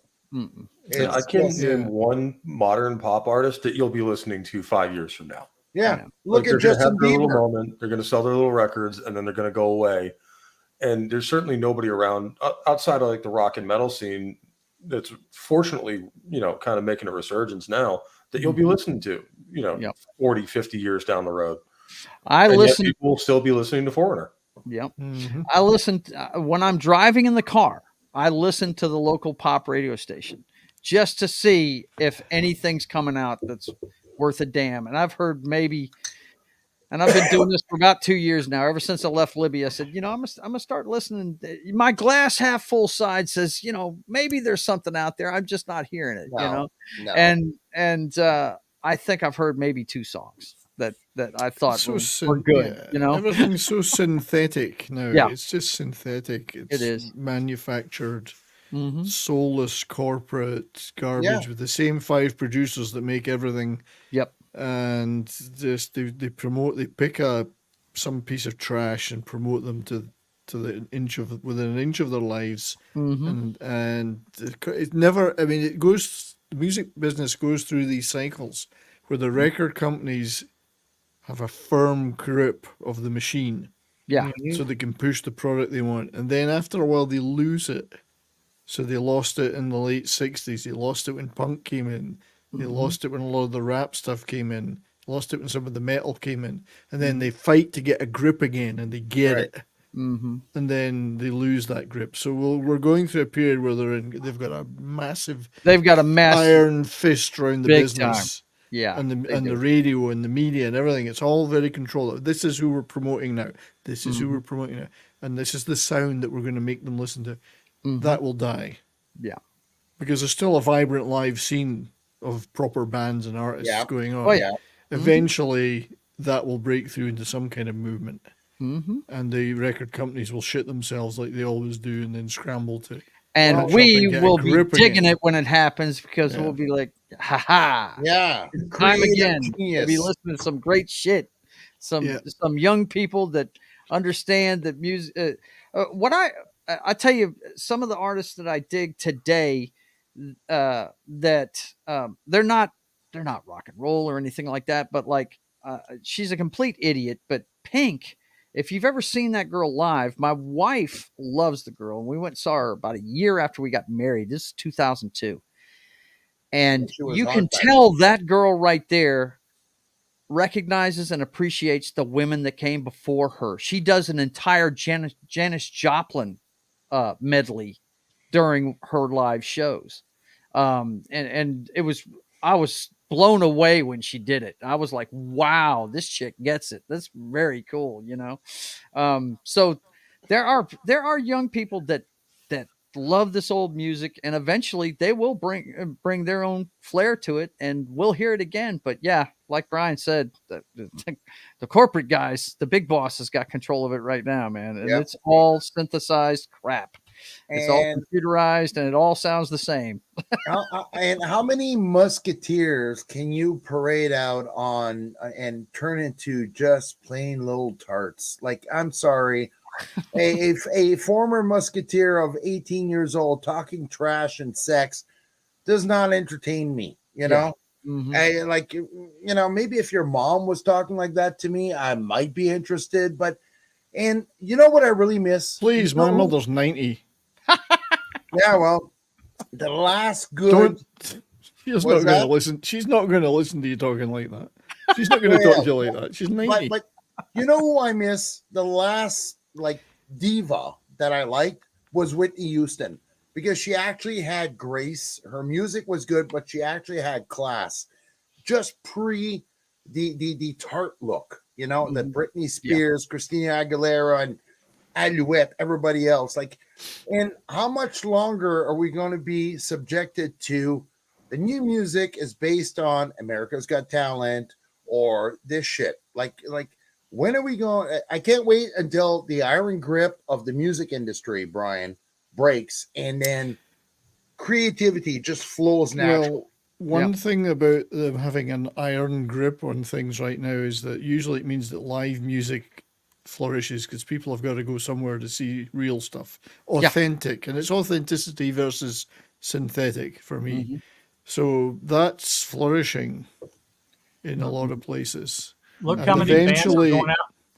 Well, I don't know, but eventually that breaks through. There will be some kind of movement. I guess it's out there. I mean, you can put your stuff out in digital, whatever. If you're not interested in having hits, then you can still do okay and build an audience. And look at what the audience responds to in the songs that blow up, that go viral, like that Oliver Anthony guy earlier this year. It's Mhm. authentic. That's why it was successful. Like, Yeah. it doesn't sound like some crap that was produced in a boardroom in Los Angeles somewhere. Mhm. And that guy's not a sellout. He said, "Fuck you. Chris- I'm not signing a contract. Fuck you. I'm staying down So- here. I'm doing my music." Christian, do you want to take that picture off the screen? Yeah. Just as We're yakking now. yeah. okay. Just take We're- it off the screen. There, you I'm want producing your exposure. your show for you. That's it. Well, thank you. I'm still a newbie. My cherry might have been And you need a popped. background. You need a background. he Okay, can't do well, that right now. No, he I can't do that can't, right now. and I have to read up on it. But I'm still a newbie. My cherry's been popped, but I'm still laying in the wet spot, guys. Okay. So Davina mentions Anthony Garcia, Carissa's husband. We did a whole show with him on my channel, Yeah, and it was really good, wasn't Yeah, I it? like yeah, that. great guy, So man. there are still guys out there trying to do their own thing, Mhm. and we need to support them by going to see them live. Yeah. But usually bands and artists like that will be selling their stuff at the gig. It won't be on Amazon. It won't be. You'll get the CD They've at the got- gig. They bring you'll their get- own CDs to the show. Yeah, You know, buy right? it there because they get all the money then. Mhm. If you really want to support the bands, go see them live, buy the merch, buy the CDs at the show. Like, At the show. that's Yeah. where the band actually makes their money. Yeah. Yep. And make sure you're buying the merch in the venue, not the guy outside. Yes. Not the guy outside, because the guy Wait a outside. minute. You're going to deprive me of income then? No, I'm just kidding. Brian's the kidding. guy outside.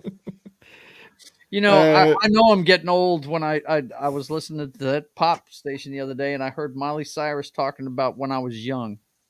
Yeah, yeah. Oh shit, I'm getting old. Is Oh, she 30 God. already? Jesus Christ! 30 on the outside, probably 90 on the inside. Right? Yeah, but hey, Billy Ray, you dropped the ball as a dad when you let your little girl go crazy there. Maybe, fandom and maybe starlights are not the best for a growing child, right? Just Well, saying, I'm always going to listen. If I want to listen to a chick, I'll pull out my Linda Ronstadt albums. there we go. I'll listen- Well, I'll at least listen she to her was do- classy. I She would was rather stable. listen to Linda Ronstadt do Buddy Holly covers any day of the week. No. Oh, have you no. seen? Blue Bayou, Roy Yep. Orbison. Oh, lost Pope. great. Have you Oh, seen lost these? Pope. Speaking of Buddy Holly, have you seen these hologram tours that they're doing now? No. I watched some videos today of a Buddy Holly hologram. It's a live band playing, and in the middle it's a hologram of Buddy Holly, Get and the it's hell out his of voice and whatever. But it's not strictly speaking 100% a hologram. It's an actual guy on stage, and it's like a green screen thing. They project Buddy Holly's image onto him, and he's holding a guitar and whatever, and it looks like Buddy Holly playing live in the middle of the stage. Watch the videos on YouTube; it's unbelievable. And this is out in tour. You can go to, and they're doing it with Roy Orbison and some other rock and roll guys. I'd go see Buddy Holly. Yeah, In and 2 seconds, man. It's incredible. That's I mean, my they're just- guy. That you want to talk about old rock and roll, the 50s stuff? I love to Dude. talk about old rock and roll. That is my guy. That's my guy. Imagine if he'd have lived. What kind of music would he got? Oh, Yeah. unbelievable! Top Yeah. producer, writer, performer. He would have been a.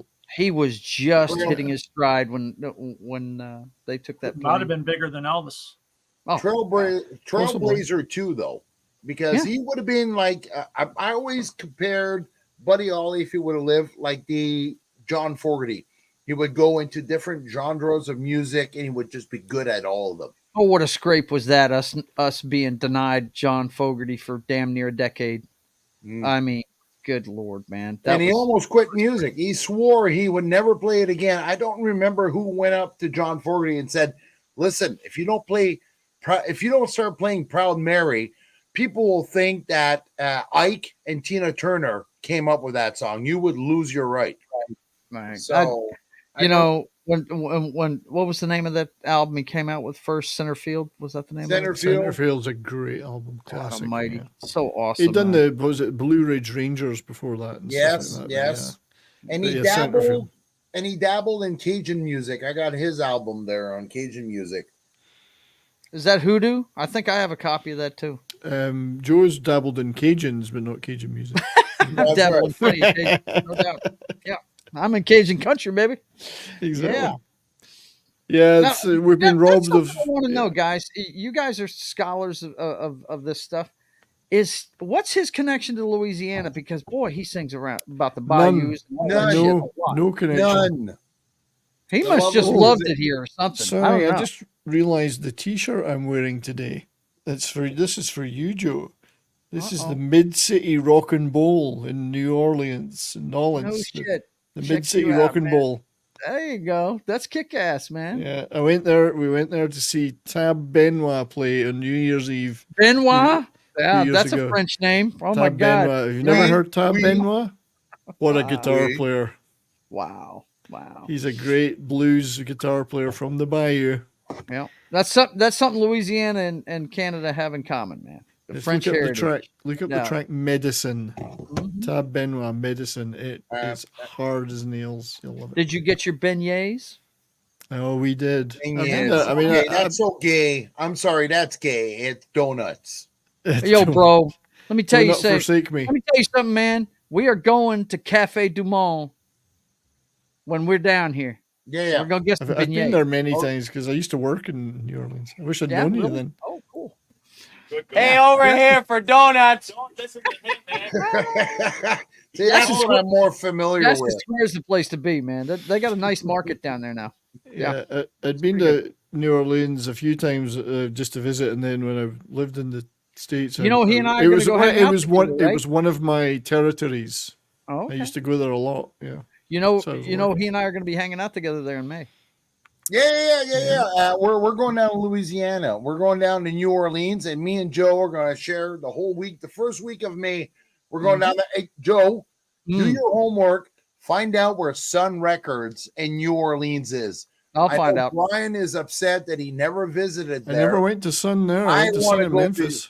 Yeah. And I know you guys got a big ass World War II museum. We Yes, might there is spend a- the whole that- a I day mean- gold there. museum there. Yep. Mhm. So Yeah, I hope when and- you're down there, you're going to pull the pirogue down the bayou.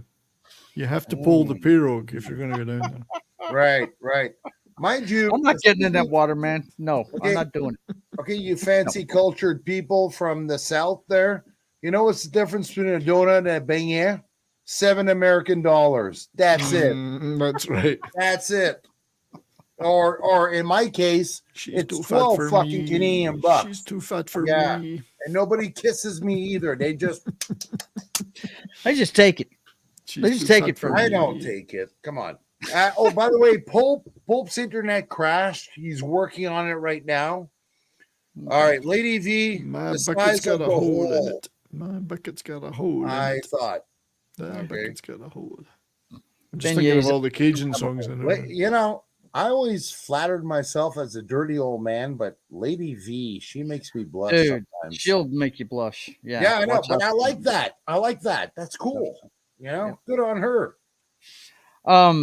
Yeah, dude, talking about all this stuff, man, it's so great. I mean, saw so many great things. And one thing, Brian, one song I want you to remember, and I can pull up the video for you for the show. We're doing Christmas songs, right? Well, Don't- you need don't- to nominate a couple in advance so I have time to. Well, prepare. I'm nominating one right now. My favorite Christmas Can song. you put it in the group chat? Yeah. Oh, okay. You want me to not say it? Tell me it right now, then. Because I can. This, I can. I'll this put is it in when the I. group chat. This is when things get forgotten. When I have to write them down. Then I No, turn the I'll put page it in the and- chat. Okay. I'll put it in the chat. No. I mean, in the DM thing for the show. Yeah, absolutely. I'll do it. Yeah, Because right then now. I have a record of physical I'll record tell of you it. what, can I tell you what it is? Or are you trying Yes, to keep you it secret? can. Oh, my favorite Christmas song is by Billy Squire. Christmas is the time to say I love you.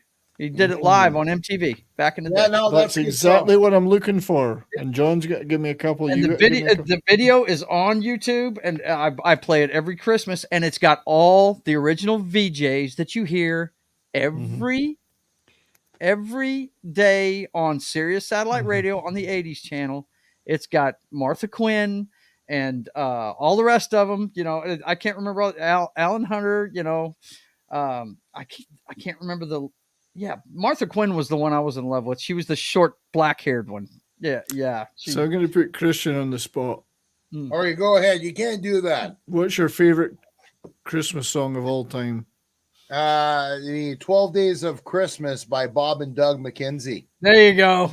So you're gonna. So if you're free on Monday, you can join us to talk about that. Then. No, Brian. I work on Mondays. No, shit. I'm sorry, free mate. Tuesday, Wednesday. That's why But we're here. Just for you, I'm gonna play it though. Oh, On the good sh- man. All right. I'll put it in there for you, man. My favorite non-traditional Christmas song, believe it or not, isn't metal or rock. Well, go on then. It's Christmas in Hollis. Oh, right. You mentioned that Yes, before. by, Yeah. DMC. Run DMC.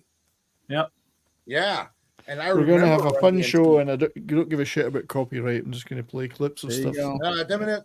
Here we go. Show me. Share Hey, me look, with me. if they hit you on YouTube, just tell them before the show starts. Just say, hey, look, Okay. we're live on Rumble too. Joe. If they nuke us here, get your ass over to Rumble. And let's Yeah, finish but this again, show. I'm technically inept when it comes to Rumble. No, I'm talking about Brian's show. Let's talk about my Oh, my okay, show okay. on Monday, where I'm going to play a ton of music clips because I Yeah. don't give a shit about copyright. And Monday, it's a Christmas special. So. Okay. Speaking of Run DMC, John, my favorite Run DMC song is "Tricky." Try to figure out why. Love that. Yeah. Oh, I just love it. They play Old at school. hockey games here in Ottawa when Ottawa can't fucking score. Sorry, my What a language. dirty team you've got these days. in Oh, it's Ottawa. disgusting. You're killing the Red Wings players. What you got against those poor Red Wings players? You know what? I'm sure he had it coming, and somebody did him the favor. What, Larkin?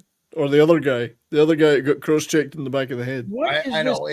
Sunday morning, I wake up and I see this like on my sports feed and all that. It's like, come on. What is the this? story that Tim sent me that Rangers Barclay Goodrow got hit in the mouth and spit out part of his jaw? And tonight, against the Maple Leafs? No. This article is from the 12th at 2 p.m. in the afternoon. Yesterday. Oh no, I had that. I think it was on my. Because we're Yeah, going to cover I've it seen tomorrow. that. You guys are talking hockey, and I just thought about it because we're going to cover it tomorrow night. We on- do love a on- lot of blood and guts on shows. So. Well, yeah, exactly. And On teeth hockey are shows. for pretty boys, right? He must have taken a puck to the jaw. Is what must have Yeah. happened. Again, this is okay, Joe. She really did it. She blowed up good. Blowed up real good. Sorry, couldn't resist that. No, Go ahead. That's pretty good. Yeah, well, hockey is a game for men. It's a man Yes, it is. sport. Yes, it is. And Those cats are a different breed, as they like to say. Yeah. Well, I think I told you that story about the last time I watched the Stanley Cup. I think that Colorado was in it. I can't remember who they were playing, but one of the guys took a puck right to the shield, busted his nose wide open, and he's leaving the ice. He's going back to the locker room to get fixed up. And my wife goes, "Oh, well, he's done for the night." I said, "Oh, no, darling, you don't understand." I said, "Trust me, in about 5 minutes, he's He'll going to be come out. walking back down through that tunnel with a big cotton swab in his nose, ready to fuck somebody up. Trust Yep. me, Oh, those yeah. guys are different." They just, and and sure enough, Joe, he was back out there in 5 minutes. Joe, I know you're a big NFL guy, and I'm not picking on you, but Yeah. the beauty about hockey is you can't skate out of bounds to be free. No, Okay, there's a wall there, and somebody's coming to get you. that's right, and they're coming to Right. get you. It's also hard, very handy too. for shoving someone up against as well Yes. at high That's speed. right. Yep, that's one of Okay, my favorite. so- one of my Sorry, favorite. Go ahead, Joe. No, that's okay. One of my favorite movies is Slapshot, and I just Yeah, when you isn't say that the great? board, all I can see is the Hanson brothers' house and that one guy. Man, the three of them just corralling him and beating the I shit think out I've of got that clip, but I'll dig it out for. Well, hey, let's put it on.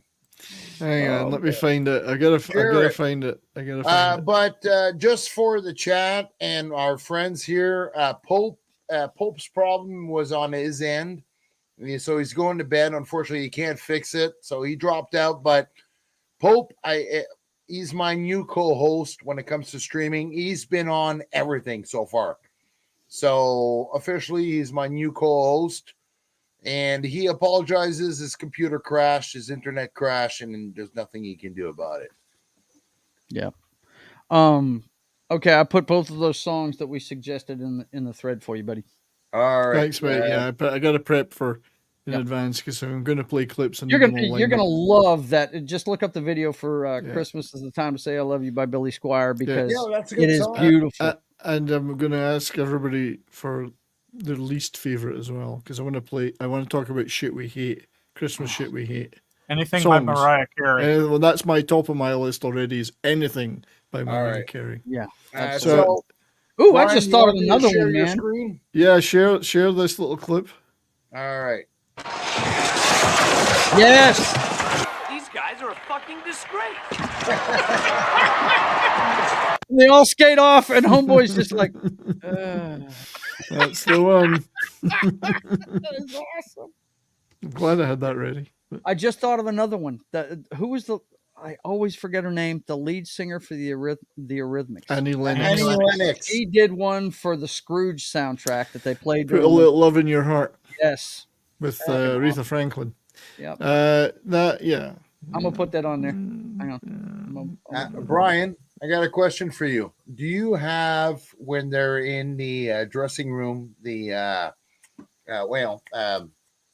slap shot, they're in the dressing room and Paul Newman is trying to motivate his guys and they're like, yeah, come on, let's go out there and suck it. Christ's sake, fucking pop it. I do have that. We got a few losses. Yeah, we got a few losses. Let's go. You got that? Oh, I don't know I if just I find out- have him in the dressing room, but I'm not sure I've got that.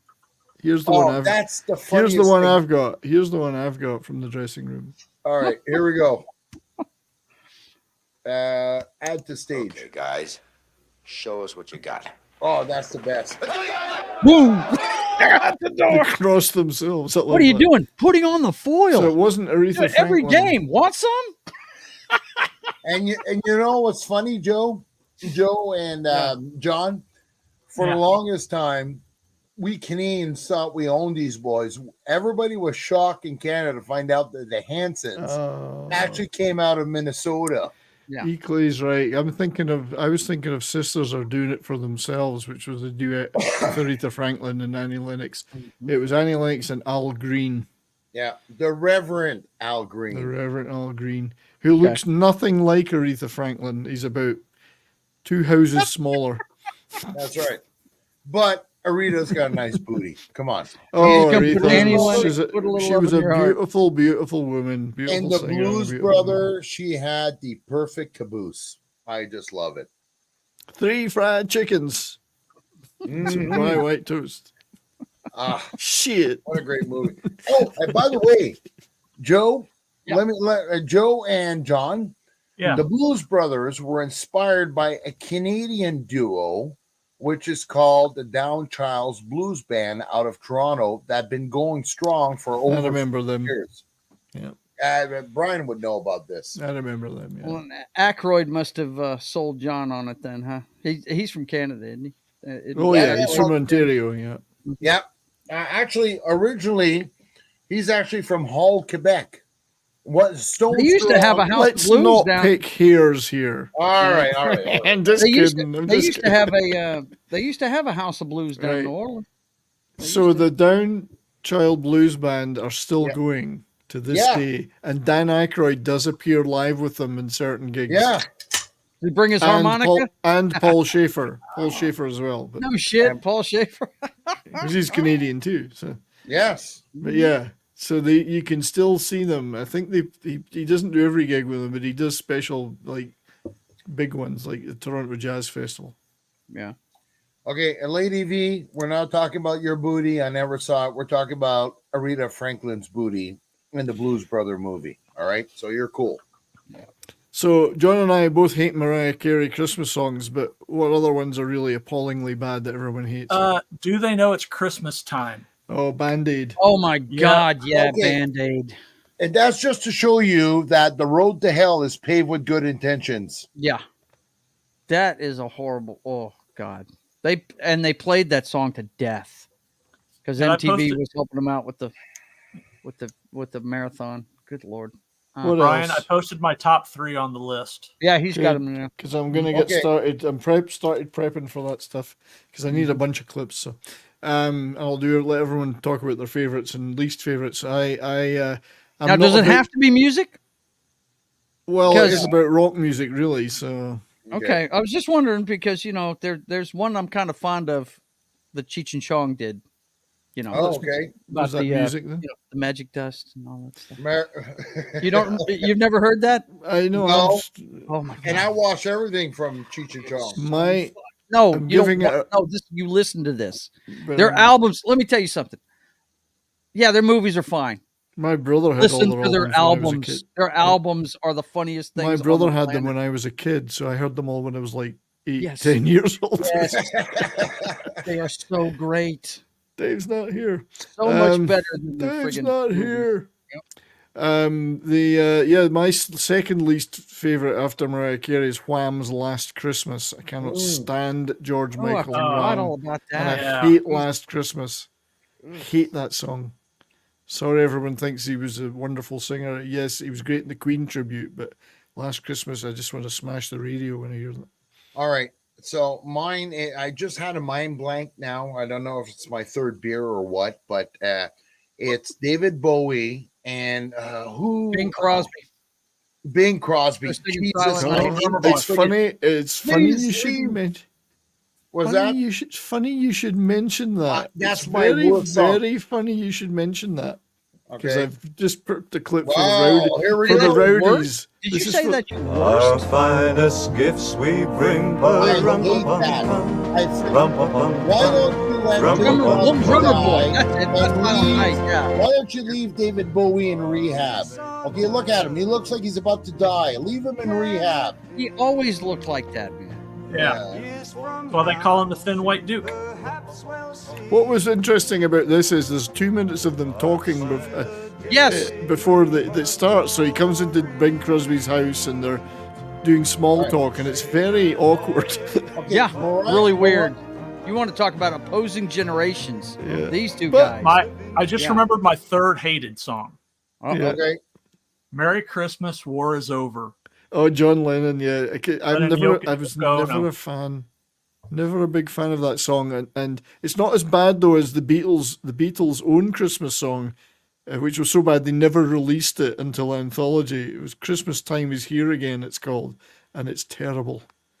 It was like it's just that line repeated over and over, and at the time they must have went, we must have been so stoned they went, no, forget it, because you think a Beatles Christmas song would have been huge, But never see, got released. Mariah Carey I can put up with because she's cute. She's got nice rack and all that. That's But, okay. like again, that was just so annoying. Bing Crosby, for God's sake, let the man die in peace. You know, And, I the- like it. I'm sorry. so the I like Mariah it. Carey equivalent in Britain would be Cliff Richard, who had a Christmas hit every year for like 20 years or 30 years.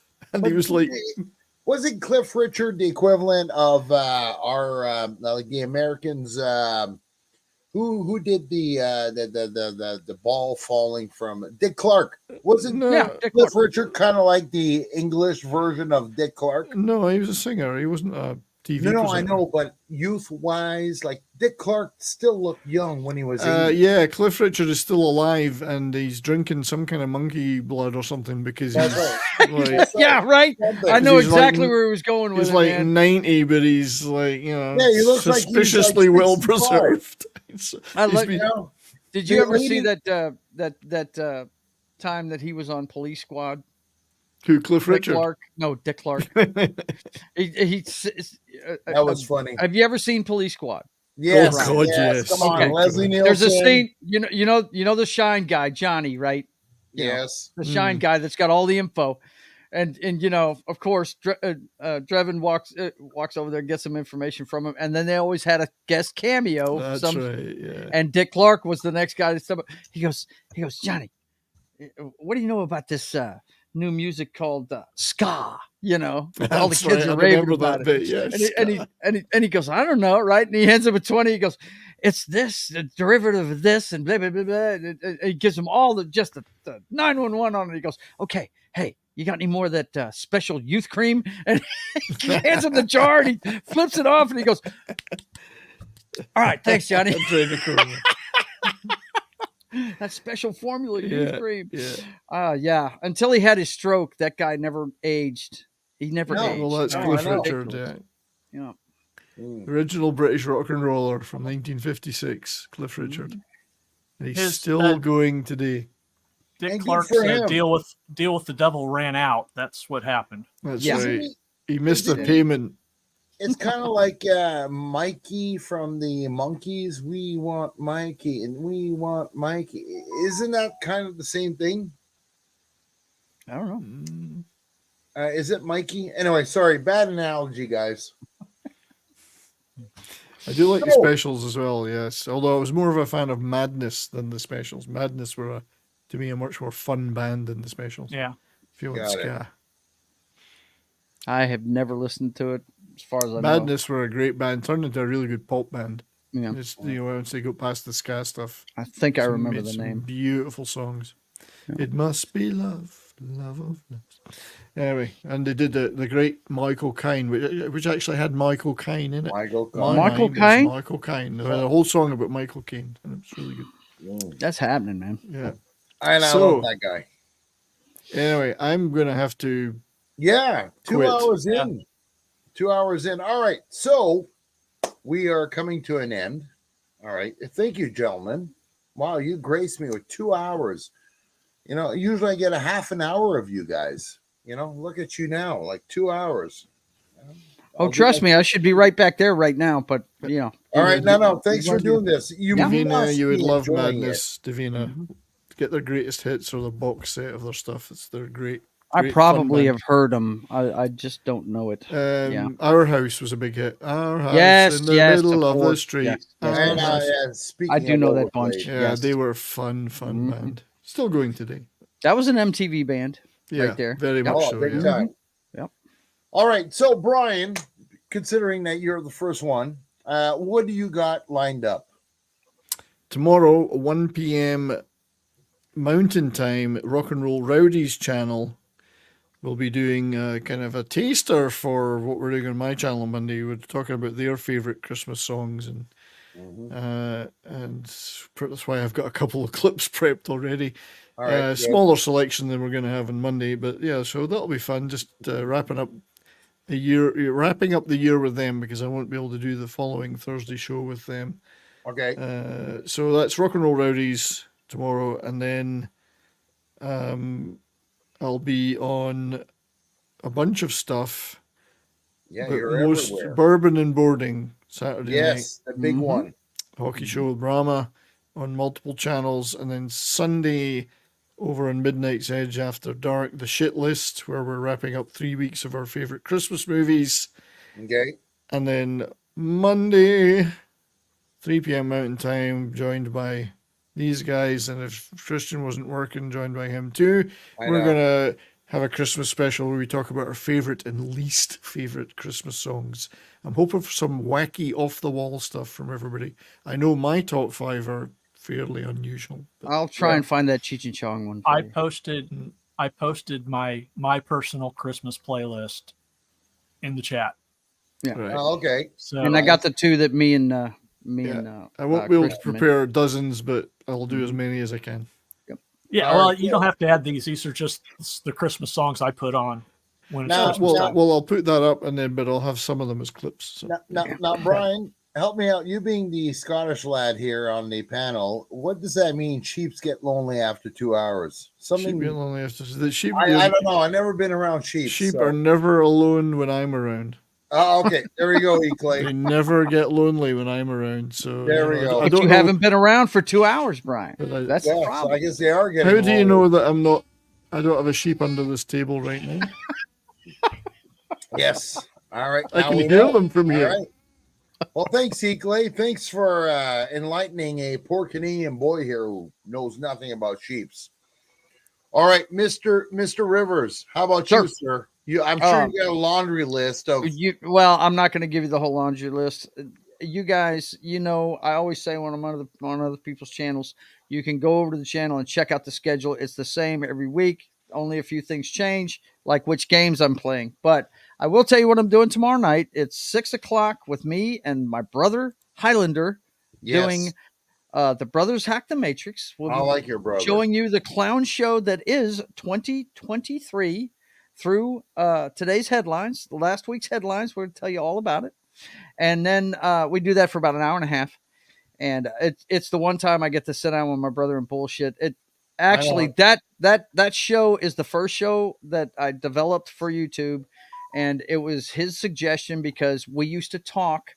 He drives in Dallas. I know you know this road, Brian. 635. He has to navigate that motherfucker every day, and to do it without shooting somebody, he calls his family while he's driving, and that's where that show came from. The conversations we'd have talking about what's going on in the world today. So we do that at 6 o'clock. The Brothers Hack the Matrix. And then at 10 p.m., you can watch me play Fable 3. I'm going to have a few cocktails and do some failing at some video games. John likes to show up for that one and laugh at me. So, Oh my good, because it makes up for you laughing at John when he's playing on Fridays, right? That's it. That's it. I laugh at him in the mornings. He laughs at me late at night when I'm getting drunk. So, you know, there you go. All right, cool.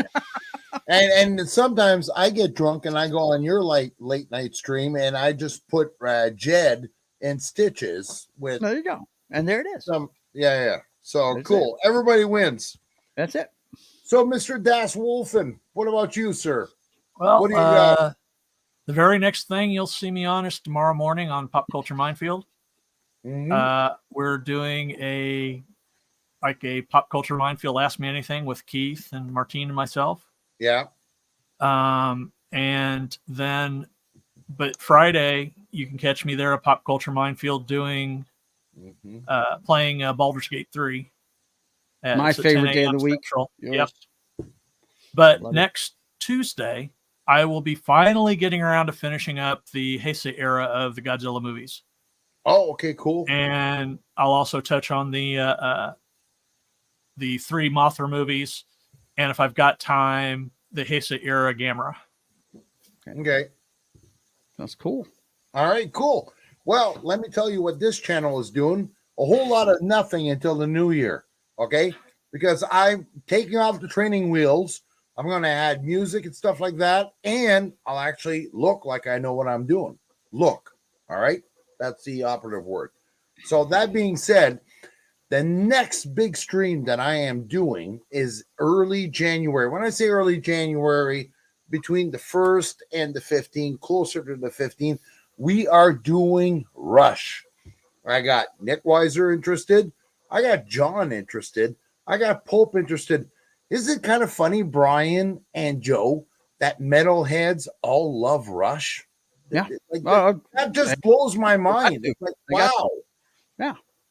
Well, I mean, you got arguably the greatest drummer ever in that band. Neil Peart was something else. He just Big time. beyond. Big time. I mean, and I'm saying arguably because I don't know the pantheon of all the drummers in the world, but I do know that guy is highly touted.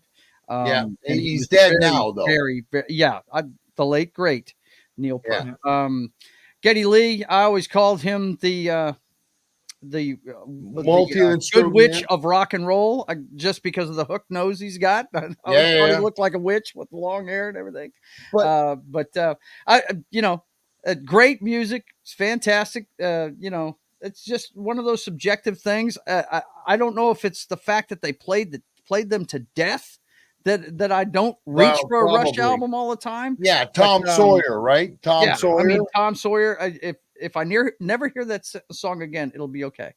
But it's a great song. Don't get me wrong, but it's been played. So exactly. It's like a lot of Led Zeppelin stuff, you know. Yeah. Don't play Stairway to Heaven again. You know what I'm saying? It's one of those things. But they've got some great music though. They really do. Yeah. You're gonna have a great show doing that one. I'm gonna have a great show. I'm gonna have Nick Weiser. Joe, you already said you're not coming. I got John. I got Pope. Brian, you want to show up? We'll find a day that fits your schedule. You're more than welcome to come. You are muted, sir. Yes. You are muted, sir. You are muted. He doesn't agree on purpose. I'll be there. He's the piss out of us. I will be there. Yep. All right. And I've seen Rush a couple of times. One of my favorite bands of all time. Yeah. Really? Wow. Yeah. I've seen them live twice. Wish I'd seen them more, but only saw them twice. So, and I don't know what I want to do with Rush. I don't know if I want to go with the pivotal. Do I want to start at the beginning in their humble days with Working Man out of Toronto and then working up to Well, there's a lot of Race Under material, so it's Pressure? tough to do it all. Yeah. Yeah, or I might just do Rush Part 1, Rush Part 2. I would You know? kind of aim for a cut off of maybe like Permanent Waves first time round, and then Yeah. Yeah. I don't know. It's still brainstorming, but we're doing that. So, on this note, thank you to my wonderful guests, Pulp included in absentia. All right, thank you for the chat, Davina and Lady V. You ladies have been just wonderful. Yes, E. wonderful. Clay, you've been wonderful. There's a couple more people that weren't texting. That's fine. Here's the thing. Thank you for coming on my channel and sharing our love of music. So thank you for that. Until next time, you have a good one, and thanks for watching. Cheers. Peace.